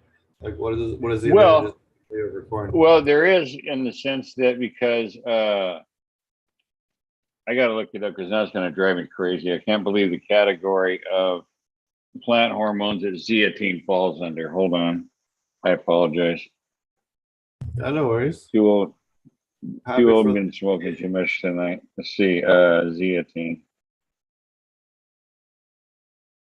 Thanks again for Brendan Rust for coming on earlier and talking with us. It's always fun hanging out and seeing him. I saw him the other week out in Oklahoma City. So always fun to talk to him and learn from him. Cytokinin. Jesus Christ, Jim. Okay, so it was the first cytokinin found around 1938, 1939. Like I said, so they gave it the Latin name for corn since they found it in corn, which is zea, and then the teen was added, but that's where the name comes from. And so absolutely, and I'm not saying you can't find zeatin in other forms. I don't know what they might be, but I promise you that it's going to be in a plant. So if buying even popcorn, if you buy like Orville Redenbacher's organic corn, you could sprout that. There you go. That's an inexpensive test. You get a bottle of that sometimes at a Costco or, whatever, but make sure you get the organic and, yeah, give it a shot. So Brendan was talking earlier about sources of amino acids. We've talked quite a bit about sprouted barley being a good source. What other ones do you like? I know fish, was it fish sauce or fish? Oh, yeah. Any fish. So here's how fish extracts are made, like that Alaska stuff, Alaska fish extract or whatever. It's been around forever. You find it at Walmart or Home Depot or whatever. Okay, so the boats go out and they get a harvest or a load of fish and they bring it back and it goes through the plant and the fillets are cut off. And so you're left with the skeleton of the fish and some pieces of flesh on there, right? And the tail and the head and all that. And those are collected and they're put into a big grinder. And then it's ground down to a very fine size. And then it's loaded up with water. And after a day or so, the foam rises to the top, and that's got the bones. So they harvest that off, and now you got fish bone meal. Okay, we're getting ready here. And so then the fish pieces, the flesh or whatever, yeah, you just run it through after a couple of 3 days. You let it run it through another grinder and gets everything down to a size that pours easily. It smells like heck. Toss in some stabilizers and preservatives, and build a pallet of it. You get over to Costco, right? Not Costco, but Home Depot. So then you heard the term fish hydro. Lysate, right? Well, that's where you do it with lactic acids. Excuse me, lactobacillus acids.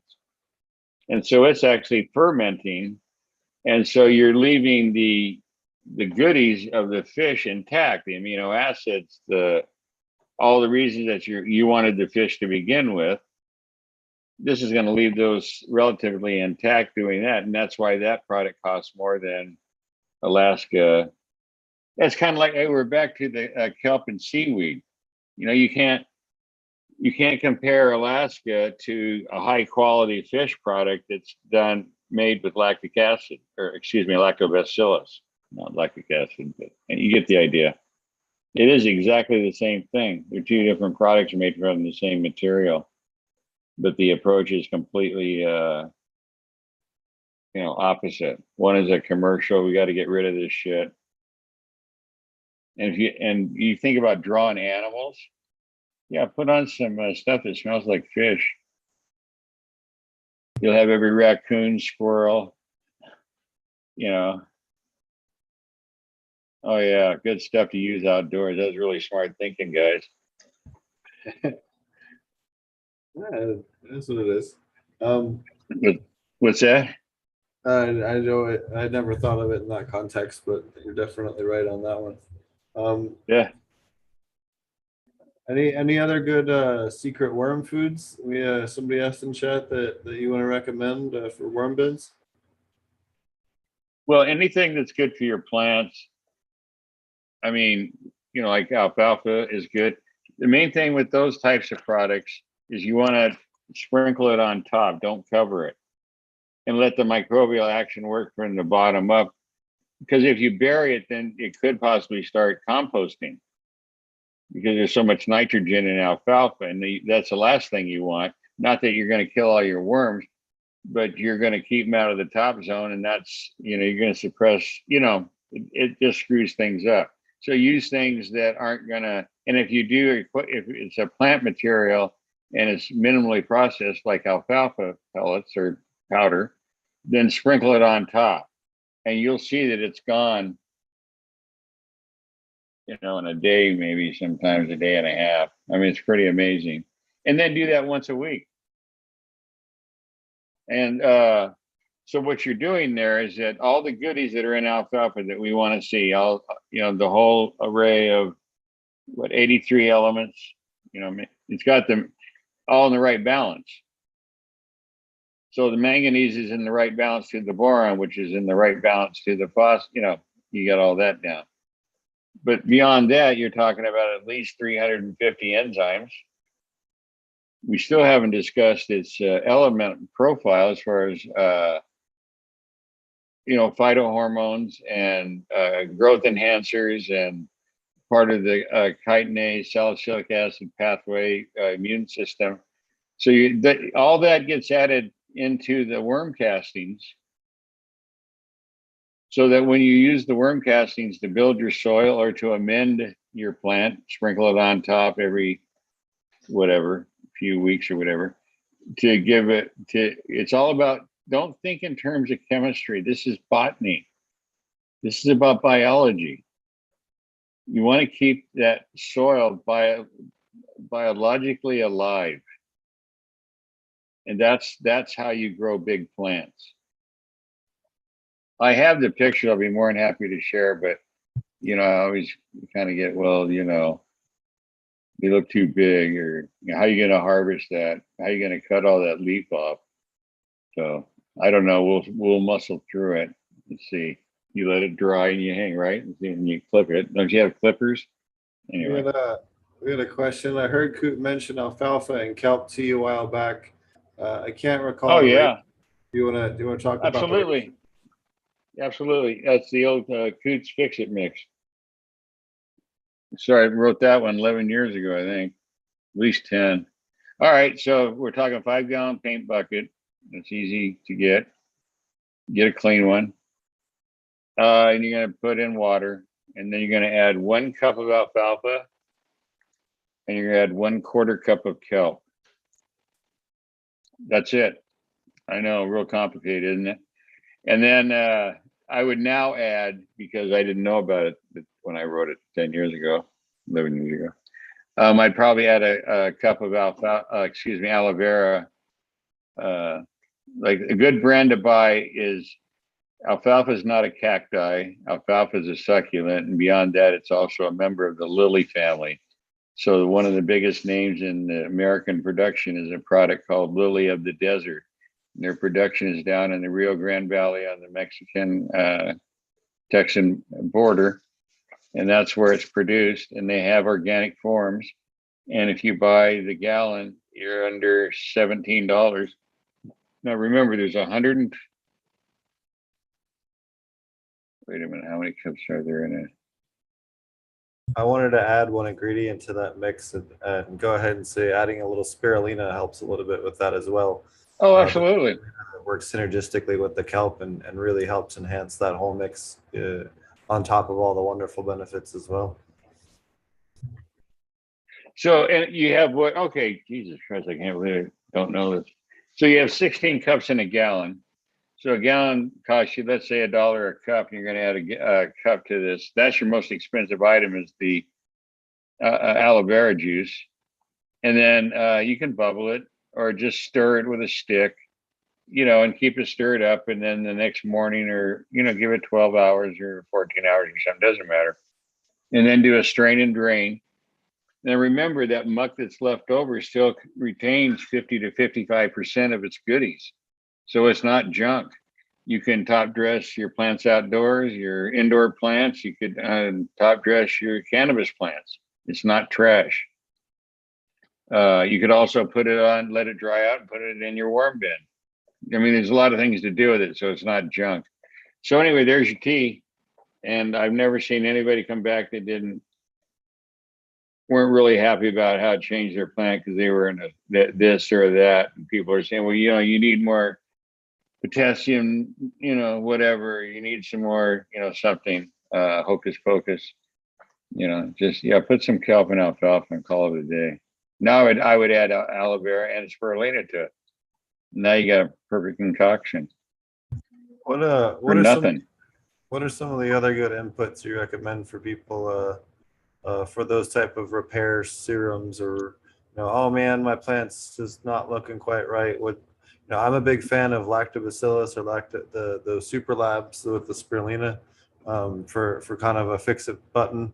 What do you like on top of the stuff that you just mentioned?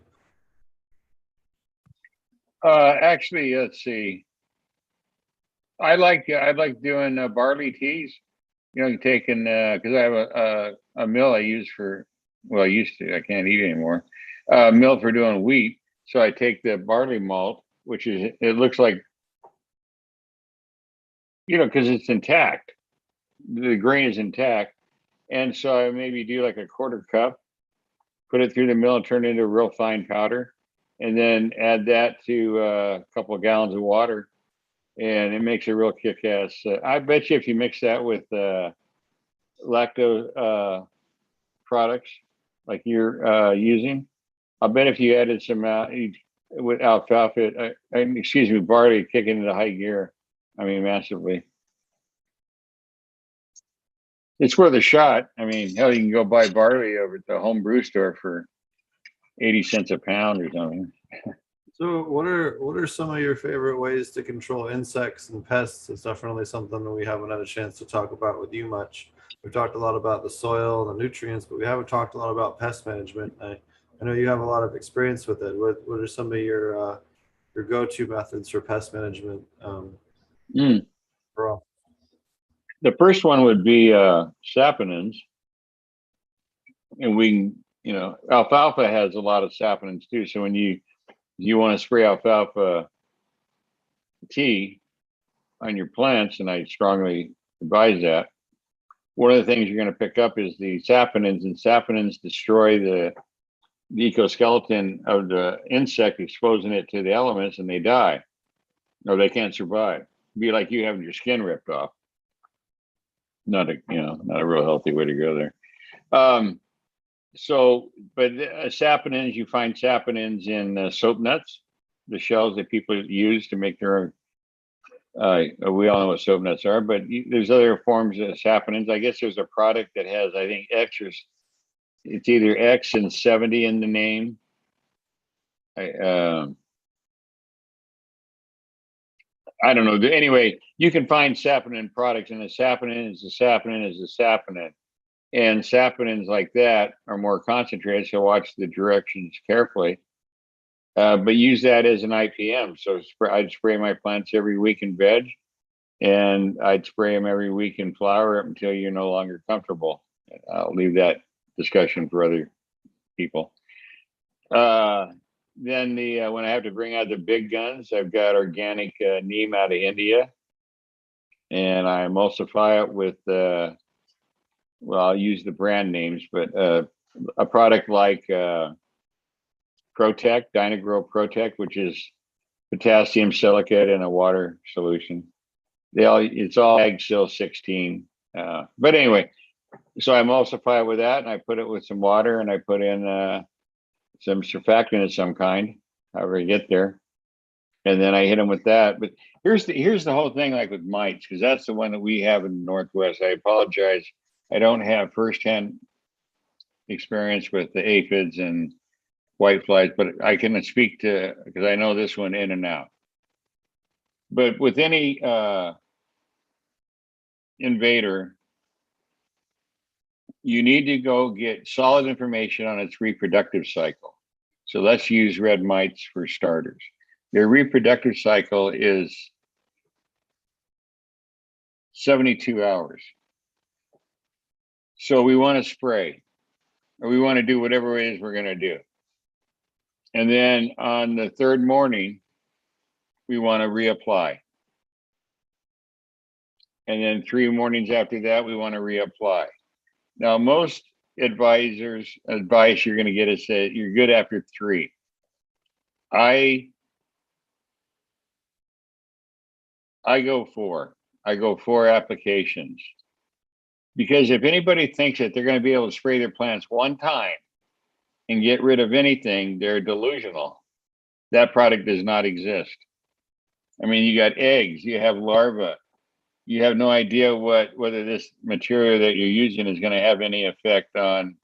See what I'm saying? You have to break the reproductive cycle. That's the key. More than anything else, that's the key. And you got to be really consistent. You can't be lackadaisical. Set it on your phone as a reminder to make obscene noises or something every morning when you're supposed to do whatever it is you're doing.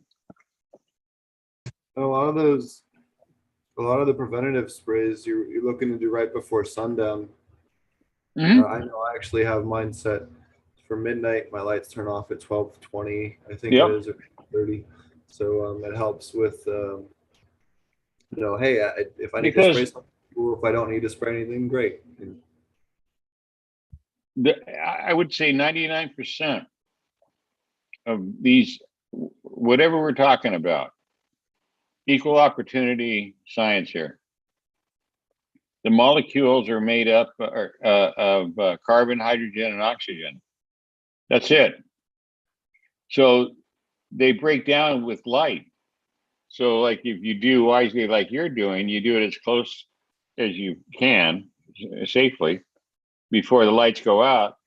It's going to be on your leaves longer. So you got a fighting chance of being effective. If you could do it in the morning, you might say it's over in 2 hours.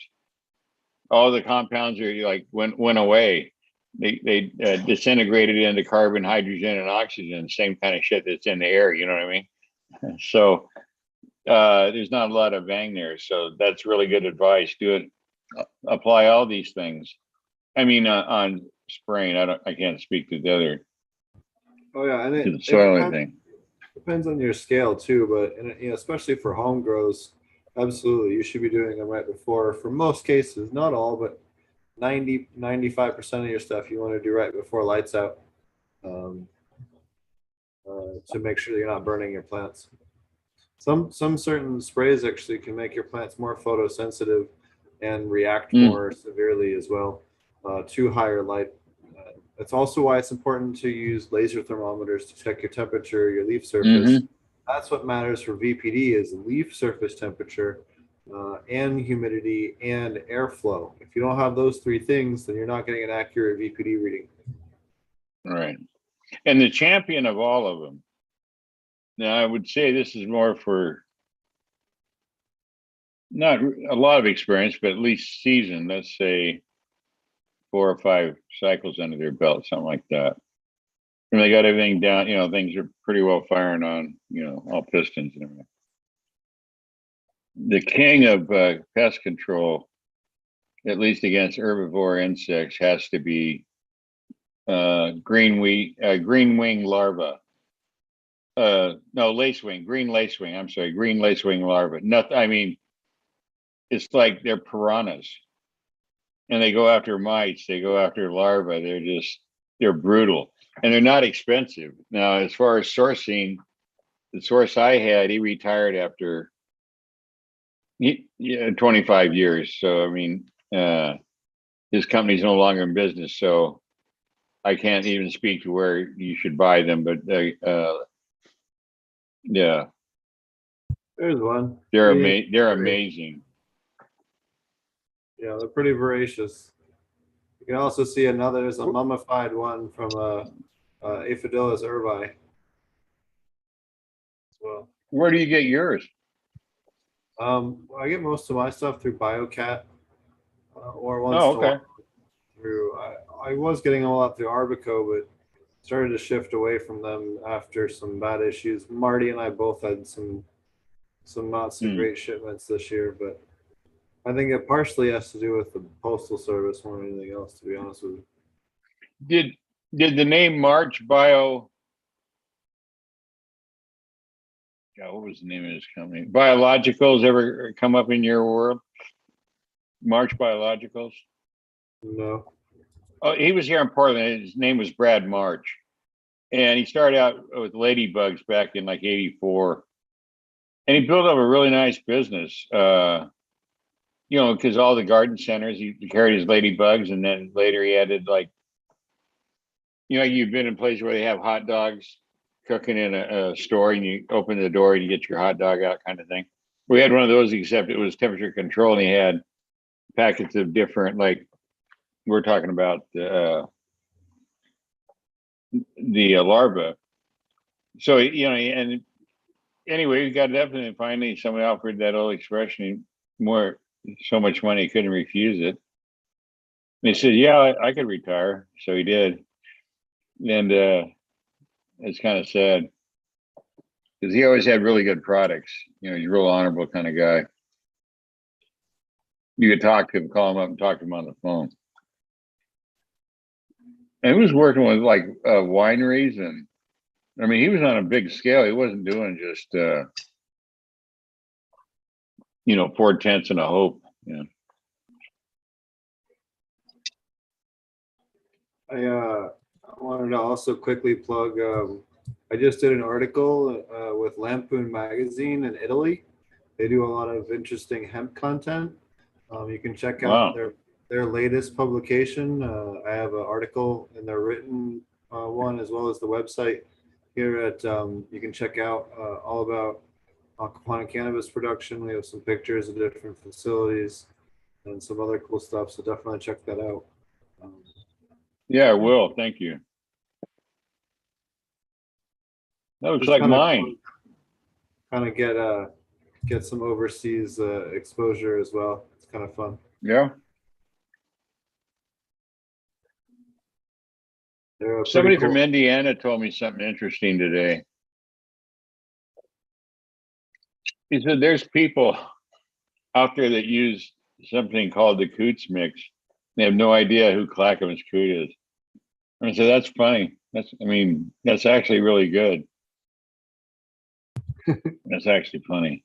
So you wouldn't believe how many times I've been led to the top of the hill. Let's put a soil out with your name on it.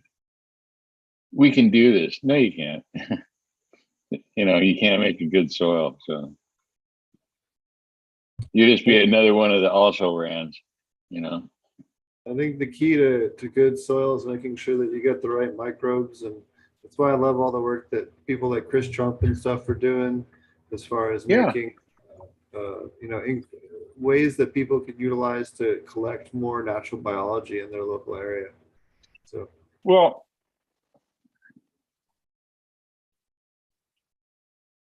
we disagree on semantics. I didn't say you couldn't create a good soil. What I said was you can't buy a good soil. Okay. We don't have any in Oklahoma. Everybody should go do the 10-minute tour if they live anywhere near a soil mixing plant. It'll become really crystal clear.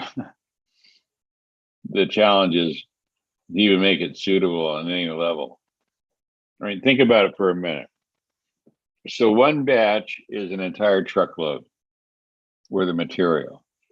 So you've got 22 pallets with 55 bags per pallet. So I'll let you do the arithmetic. Well, figure, okay, here's the easiest way. Each pallet position is going to have 2 yards. That's why they're called 2-yard totes, interestingly enough. Okay, so if you bag it, that's about 55, 56 bags. So let's go 22 pallets at 2 yards per pallet. So that's 44 yards. Picture that one in your mind for a minute. And it goes into a machine that has an auger that runs horizontally. And so it's dumped in through top feeding cone bottom tanks, and then keyed into the pad that controls it. The operator is going to key in what product they're making, so that will disperse the perlite, whatever is in that soil mix. Okay, these cone bottom tanks will emit the right amount across the length of this thing. I remember we're talking 44 yards in one machine. Okay, let's start. So the thing starts to spin. It's an auger. It spins for 8 minutes. 8 minutes. Now the material is discharged into a tub, we'll say, for lack of a better word, because now it has to go over to the machine that bags it. Okay, so it's going to be dumped in by a hopper. You're going to dump it into the hopper. And now it's going to spit out bags that go down a conveyor belt.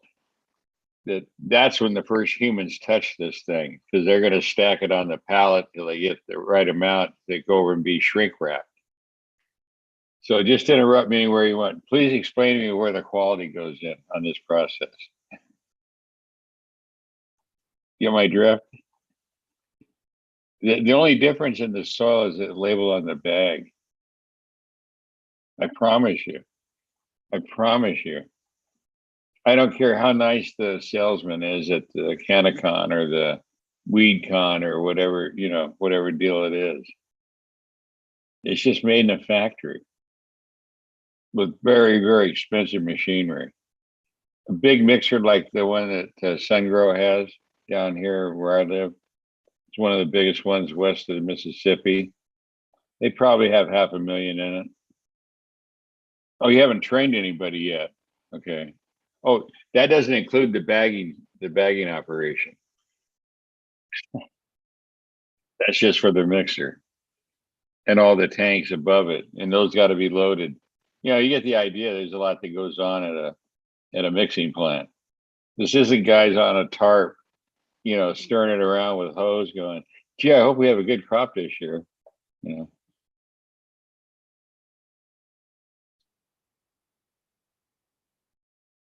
Don't want to bust anybody's bubble, but So what beneficial insects do you like to use as your go-to team? I'm a huge fan of rove beetles and aureus. They seem to work really well together as kind of a hit squad and bigger grows. What are some of your favorite beneficials to use? well, the rose certainly is at the top of the list. And I realized later it was a moot point. The larvae don't do much in a worm bin. But there's a good place to start is the worm bin. And let's say you're doing a semi-serious amount. Let's say you're using a 800-gallon pot. So that's going to give you 4 yards. Yeah, 4 pallets of material, that volume.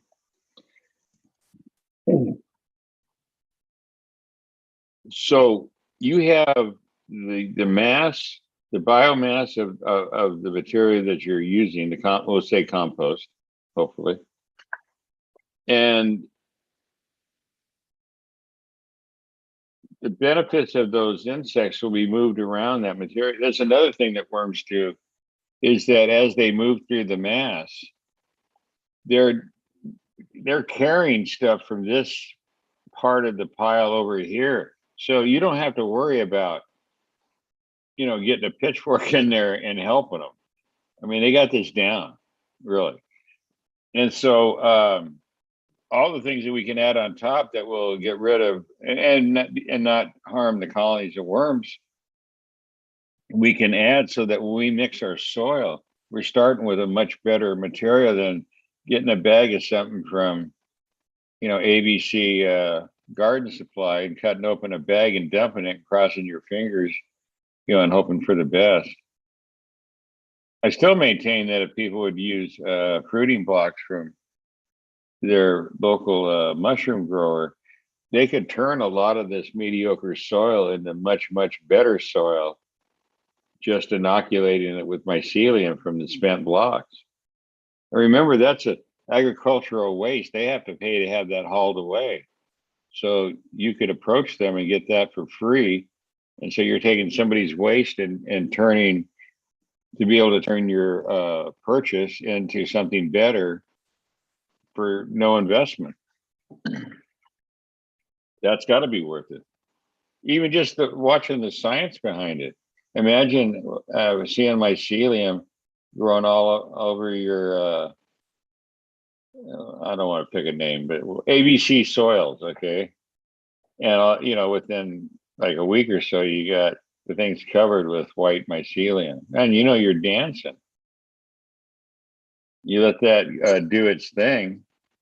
And now when you run it, well, if it's compost, let's say you bought some compost from a supplier there in Oklahoma, and you realize that, okay, it's good. It could be better, but it's good. Just think of the small investment you could make in turning that number 7 on a scale from 1 to 10, right? That 7 compost and turn it into a 9.8 with the spent mushroom blocks.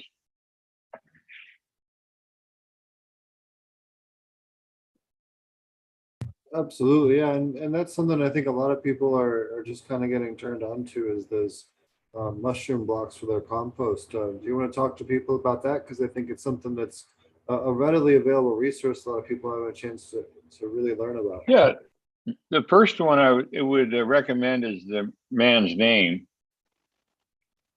Trad Cotter, and Trad is spelled with 2 D's, Trad Cotter. And he has a business in South Carolina called mushroommountain.com. And he has a line of products made from mushrooms, extracts, if you will, lion's mane, cordyceps, that kind of stuff. And then he also, in real life or face-to-face life, he offers foraging classes and teaching people how to forage. And I mean, he's really about giving back. He's not a shyster or anything like that at all. And he wrote a book, and I encourage anybody who wants to grow better plants, whether that's, I don't care what you're growing, it doesn't matter. The name of the book is Organic Mushroom Farming and Soil Mycoremediation. He is one of the leading experts around the world. He's part of that movie, Fantastic Fungi, that's gotten a lot of press. He was one of the key people in that movie, or that documentary. But he's one of the leading experts on soil mycoremediation. And I mean, doing stuff like inoculating burlap, like squares of burlap, or maybe they cut them after they're inoculated and colonized. Then they're shipped, and then you can lay them out in a field in between your plants and inoculate your soil with mycelium. I mean, how fucking cool is that? And he's got some really neat stuff. You should really check him out. And if you're really interested in that topic, in my opinion, that was the reason I bought his book in the first place about 3 years ago. It was the first book that had the words mushroom farming and organic in the same sentence. So when I got to buy this one, and I was on a flight. I was flying down to Florida to go look at karanja trees, believe it or not, orchards down there of karanja. And so I got into this book, man, it blew my mind. And since then, I recommended it to as many people that are interested because it's that good. Get the digital version if you're one of those that likes the tablet, or he has. I think it's also one's ring bound and a regular standard, printed version. Well worth the investment. That's the guy. There's the how-tos and why fors and should you and the whole 9 yards.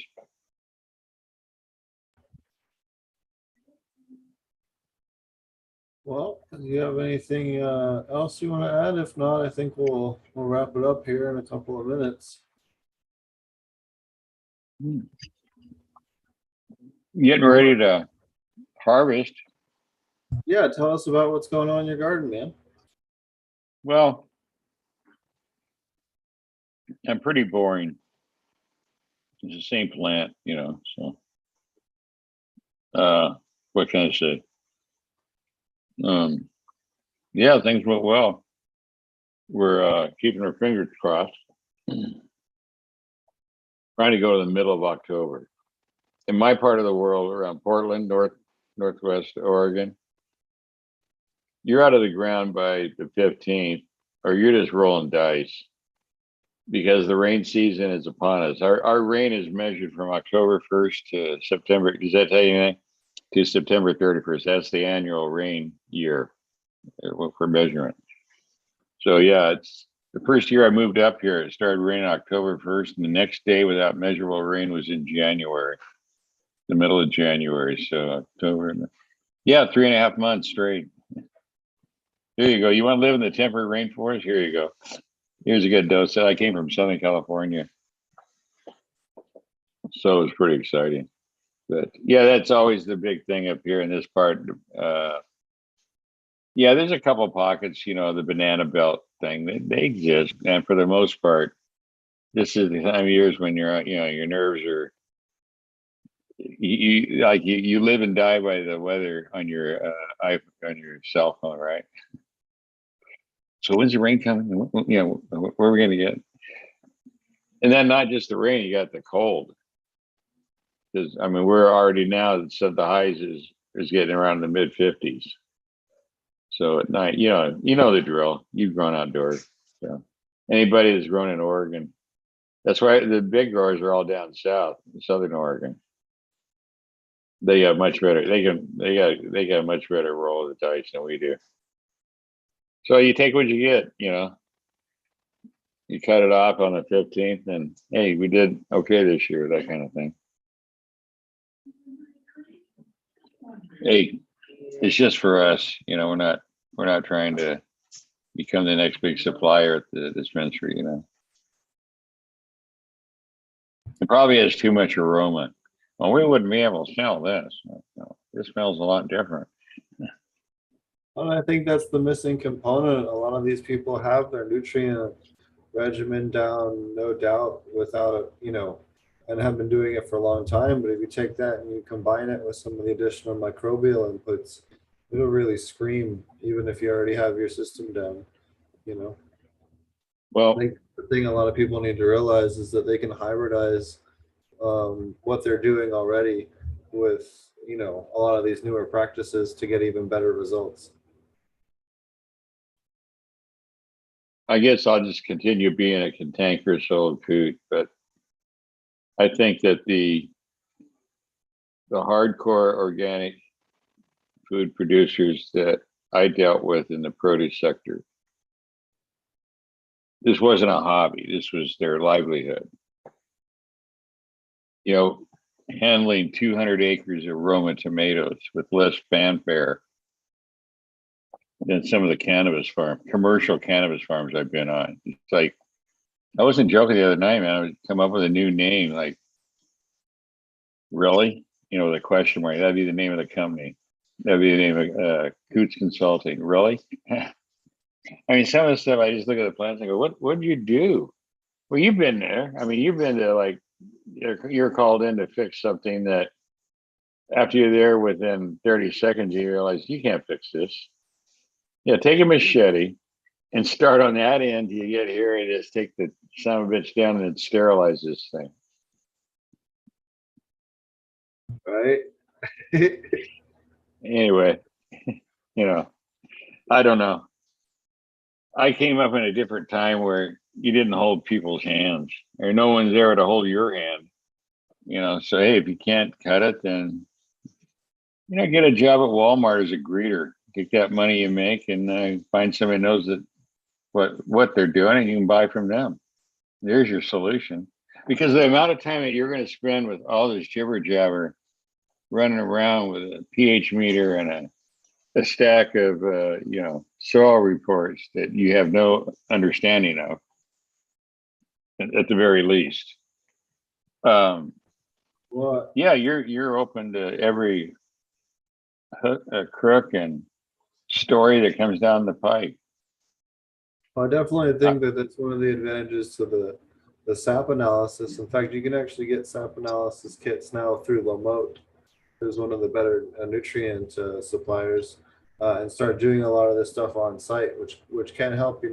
what you have to take into account is that they can vary over the course of the day, same as bricks and all this other stuff. So you kind of have to look at it as more of a macro kind of view on the data sets. But what's nice is when you do that, you can add something and then test 3 to 5 days later and go, okay, well, did that actually end up in the tissue or is it still being broken down? What is the release time? Because there's a lot of these organic inputs that people just haven't figured out what the actual realistic release times are in terms of what that translates into plant availability. And it's some of the nicer stuff that, because of the virus that won't be named and some other stuff, the cost of a lot of this type of rapid testing equipment's really come down. I think that we are going to have, the ability to test for a lot of this stuff here in the near future, if not already, for very cheap, even on the home scale. Well, consider this for a minute. I follow technology pretty close in terms of where it's going.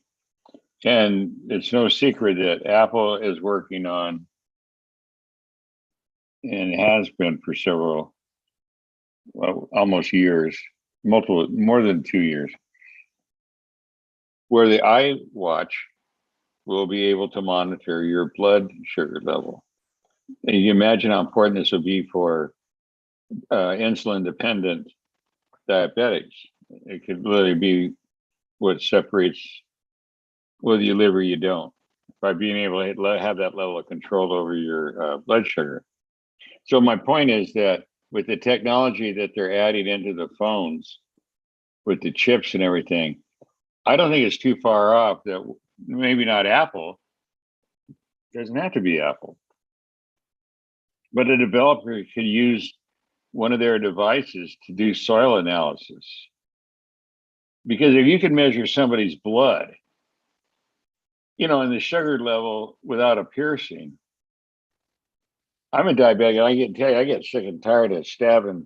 You gotta go, switch hands. Like all the fingers get tough, and then so now you gotta switch over here and start poking this hand for a couple of weeks. But just think about it. If the technology is being developed that can do that level of analysis, I'm just interested to see what will somebody else pick up that ball and take it in different directions, which is what always happens. Imagine being able to do your soil analysis or whatever, your feed analysis, you feed your animals, let's say it's livestock operation. I mean, any number of areas that would benefit from that level of control that fits in your pocket. That's my only point.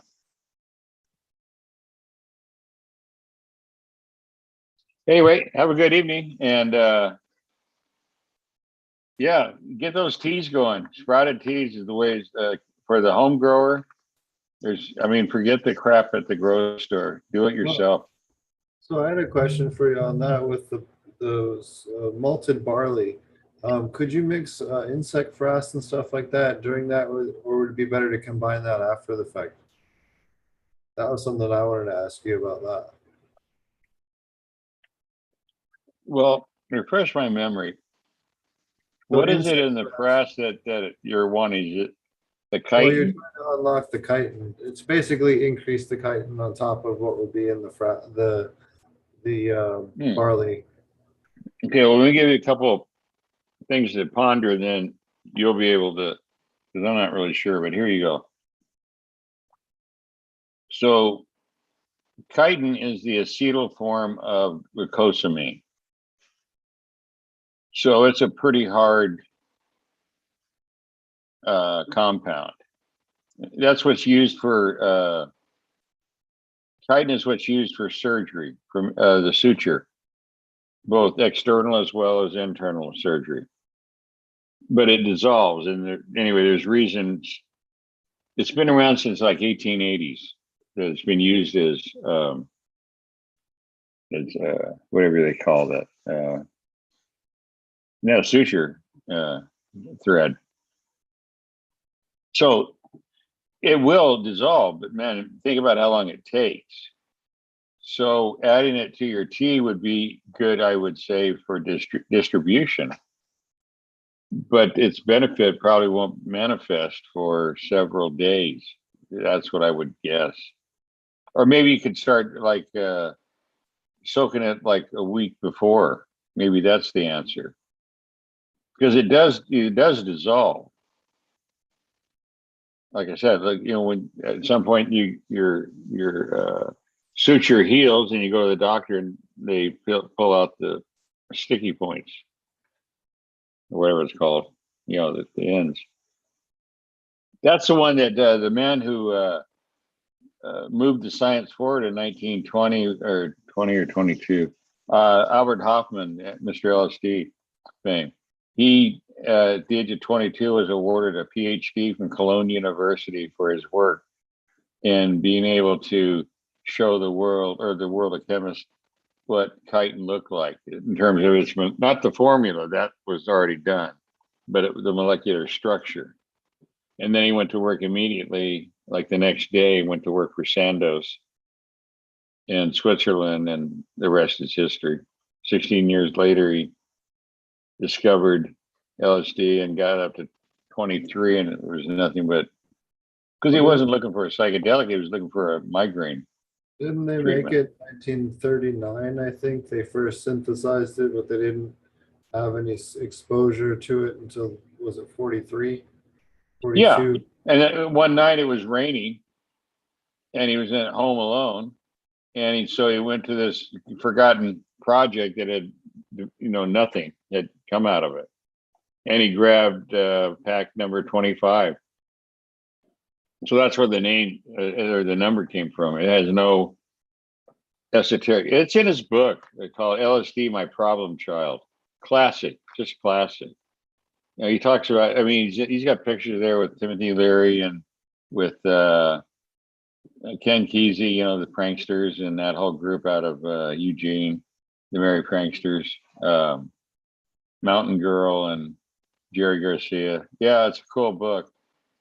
But he was not in pursuit of a psychedelic. He was trying to find for migraine headaches. And later, when he did the work in '58, he was invited by this group, international group, to do the research on peyote buttons. Excuse me, magic mushrooms from Oaxaca, psilocybin, and it was him that named it. He's the one that named Maria Sabina. Psilocybin and psilocin. It was Maria Sabina, right? Yeah, from her, right. Yeah. But he didn't get it from her. They were flown to France, the spores. And then he was in Switzerland and they went to I wouldn't call it secret, but a location where he worked for the next couple of years. But yeah, he's the one that coined the term psilocin and the other one psilocybin. I just think that's amazing that in one lifetime, this man was, in a 20-year period, did both things. That's pretty amazing. But anyway, in his book, LSD, My Problem Child, he clearly came in. His last years, he lived here up in Seattle in a very beautiful setting. But he became very much, that psilocybin was a far better agent because of the problems in manufacturing associated with LSD. You got bathroom cooks and kind of like the guys making gin back in the Prohibition era. Good luck. How's that working out for you? So even the guys that we out of Laguna, the Brotherhood, on the Orange Sunshine, this is their testimony at their trial, not me, that you couldn't charge them with LSD because they were actually making another rye ergo called ALD, also isolated by Dr. Hoffman. And they threw that one out of the judge. He wasn't going to hear that shit. But they also came out at the trial and discovered that they were adding arsenic and strychnine to the recipe, strychnine, so that when you started coming on to the LSD, that it gave you a steeper ramp. So, got you all excited and shit. But yeah, they were high dose and they were dosing it up with, I mean, really questionable materials. This is their testimony, not me making it up. So you can find all about it. Yeah, look up ALD versus LSD, and that'll get you into the whole rabbit hole. What's his name? Oh, Tim Sands, I think, and I can't remember the other guy's name. Yeah, they were the ones that this new agency that Nixon invented, DEA. This was their first prize. It was when they went after these two guys. They were like all behind the whole international. You could go to Goa, India, and find orange sunshine. I mean, is that crazy? Coot is going to be one of the speakers at the second annual virtual Aquaponic Cannabis Conference. He's going to be helping talk to us about soil science. We got all kinds of cool stuff going on. People from Africa, Switzerland, Sweden,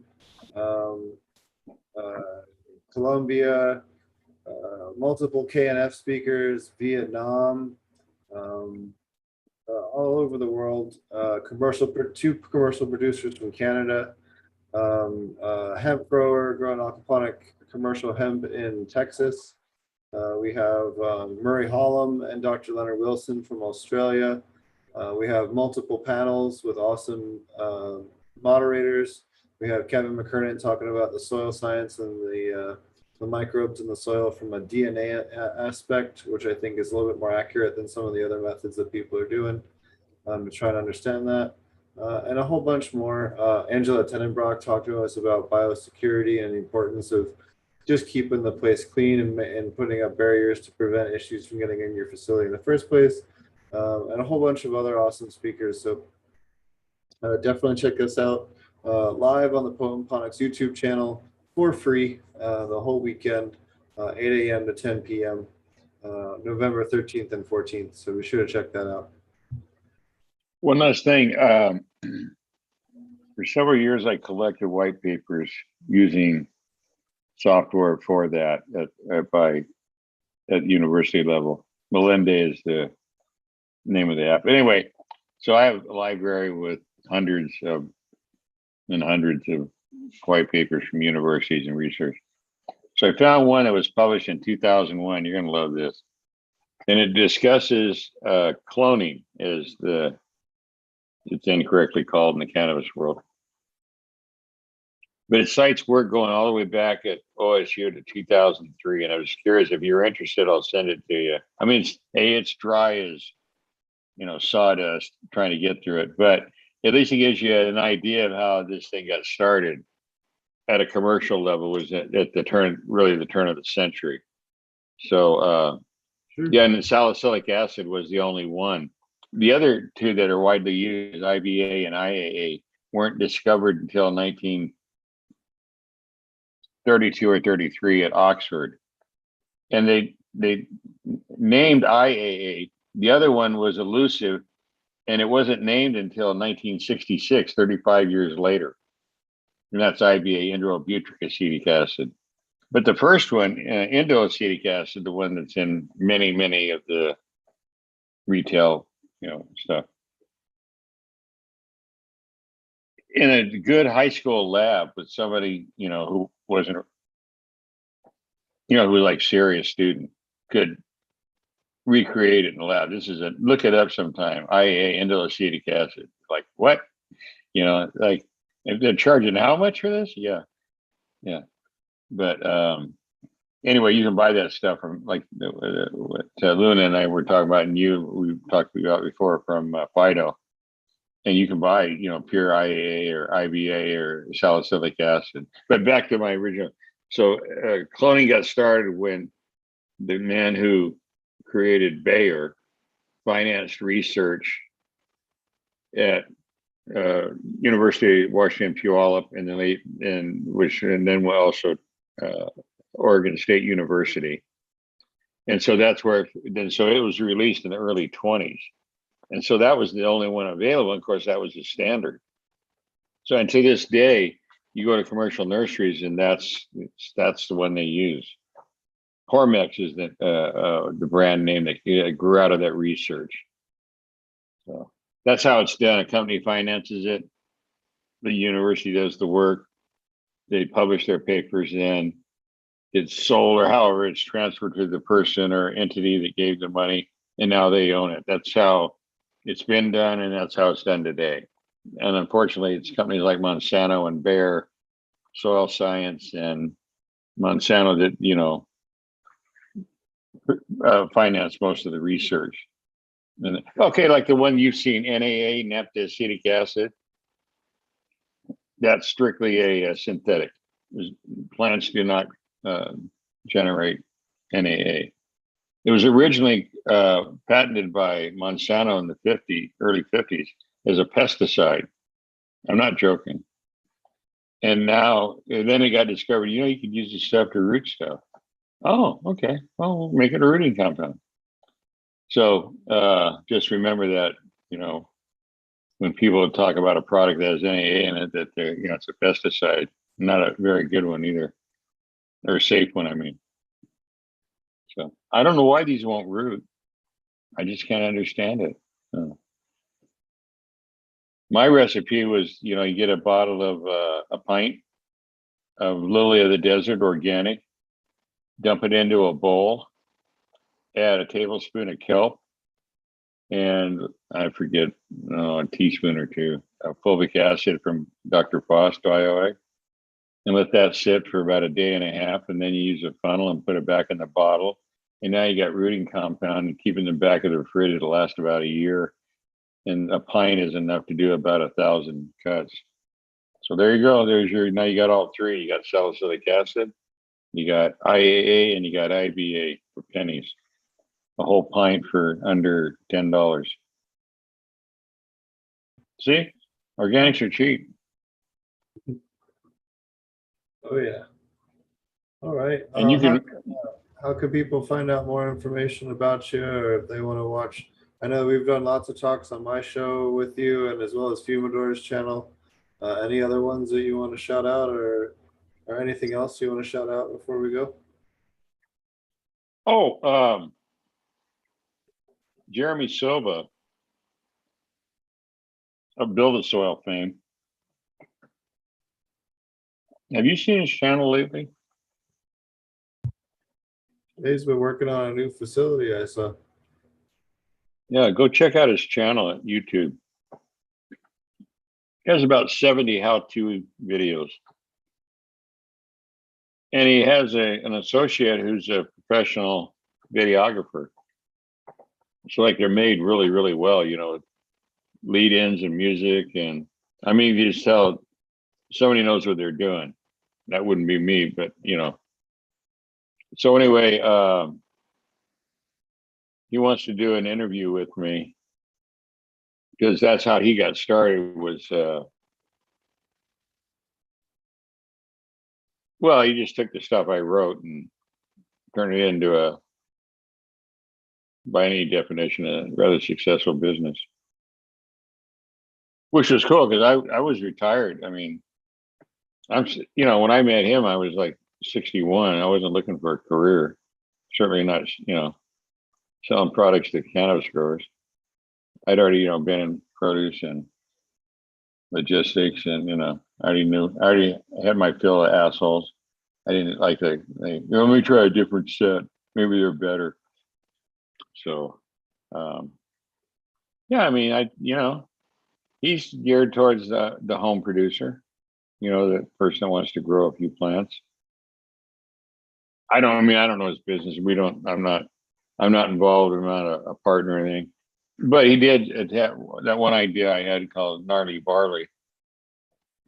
And I donate a third of my piece for reforestation projects around the world.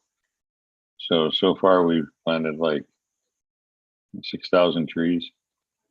So I feel pretty good about that. So it's an international agency that facilitates the purchase of the saplings, and Nice. this is something I'm familiar with, because I've been, you know, familiar with growing tree saplings, Japanese lace maples and what have you. So That's awesome. I'm an old what do you call it? yeah, commercial nursery guy. We had to laugh when we saw the cannabis thing, the way it got started here, and it went legal. You know, I've seen a lot. I mean, a lot greenhouses in my life. I saw greenhouses as you spent how much money? You know, panels that move so you could like run your nighttime during the day. I mean, $250,000 for a fucking greenhouse. I mean, really? That doesn't exist in the real world. You know, it's like completely like not even in the realm of discussion. Like, who comes up with this shit? Light assisted greenhouses, they were called.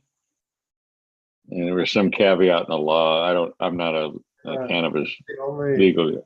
thing that's legal in a lot of markets actually currently. Oh, is that right? Oh, I didn't Yeah. know. Yeah. But I just, you know, I just sat back and laughed. So let me, excuse me. This is a state that grosses $1.8 billion a year in nursery sales. That's a lot. Okay. So can you imagine the workforce here that's trained to handle large volumes of plants without breaking them, without causing problems? A lot, you know what I mean? But you're going to hire the guy from the grocery store because he's really nice and he's always done you a good deal. Oh, this should work out well. Yeah, okay. So, and it was hysterical to watch. I mean, it was like you didn't even have to be cosmic to see that this was a train wreck headed right towards the cliff. You know, like the guy came down, you know, turned the track so it went over the side of the hill. It was outrageous. Oh, and then fires hit, so that smoke damage, you know, affected the flavor. I mean, everything that could have gone wrong did. But in all honesty, they brought it on themselves. I went on a call, you know, go out and look at it. Can you help me?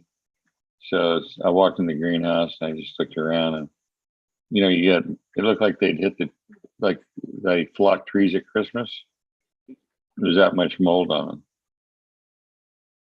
So what do you think we should do? Well, what I'd do is I'd go buy machetes and start chopping and then disinfect this greenhouse. You mean just throw it away? Yeah. There's nothing we can do. I wouldn't let it go and really get a mess. I mean, get those spores everywhere. Just, yeah. Get them all over your clothes, man. Carry them around. Yeah. Get them in your hair. Yeah, this should work out well. So I just wondered, like, who financed him? Didn't they have a job interview? This is I mean, if I was going to write a check for 10 million, I'd at least want. Oh, there you go. There you go. Can you fix it? Yeah. What am I gonna do with that? Like what? I don't know. Shop vac your plants? Like I have no fucking idea.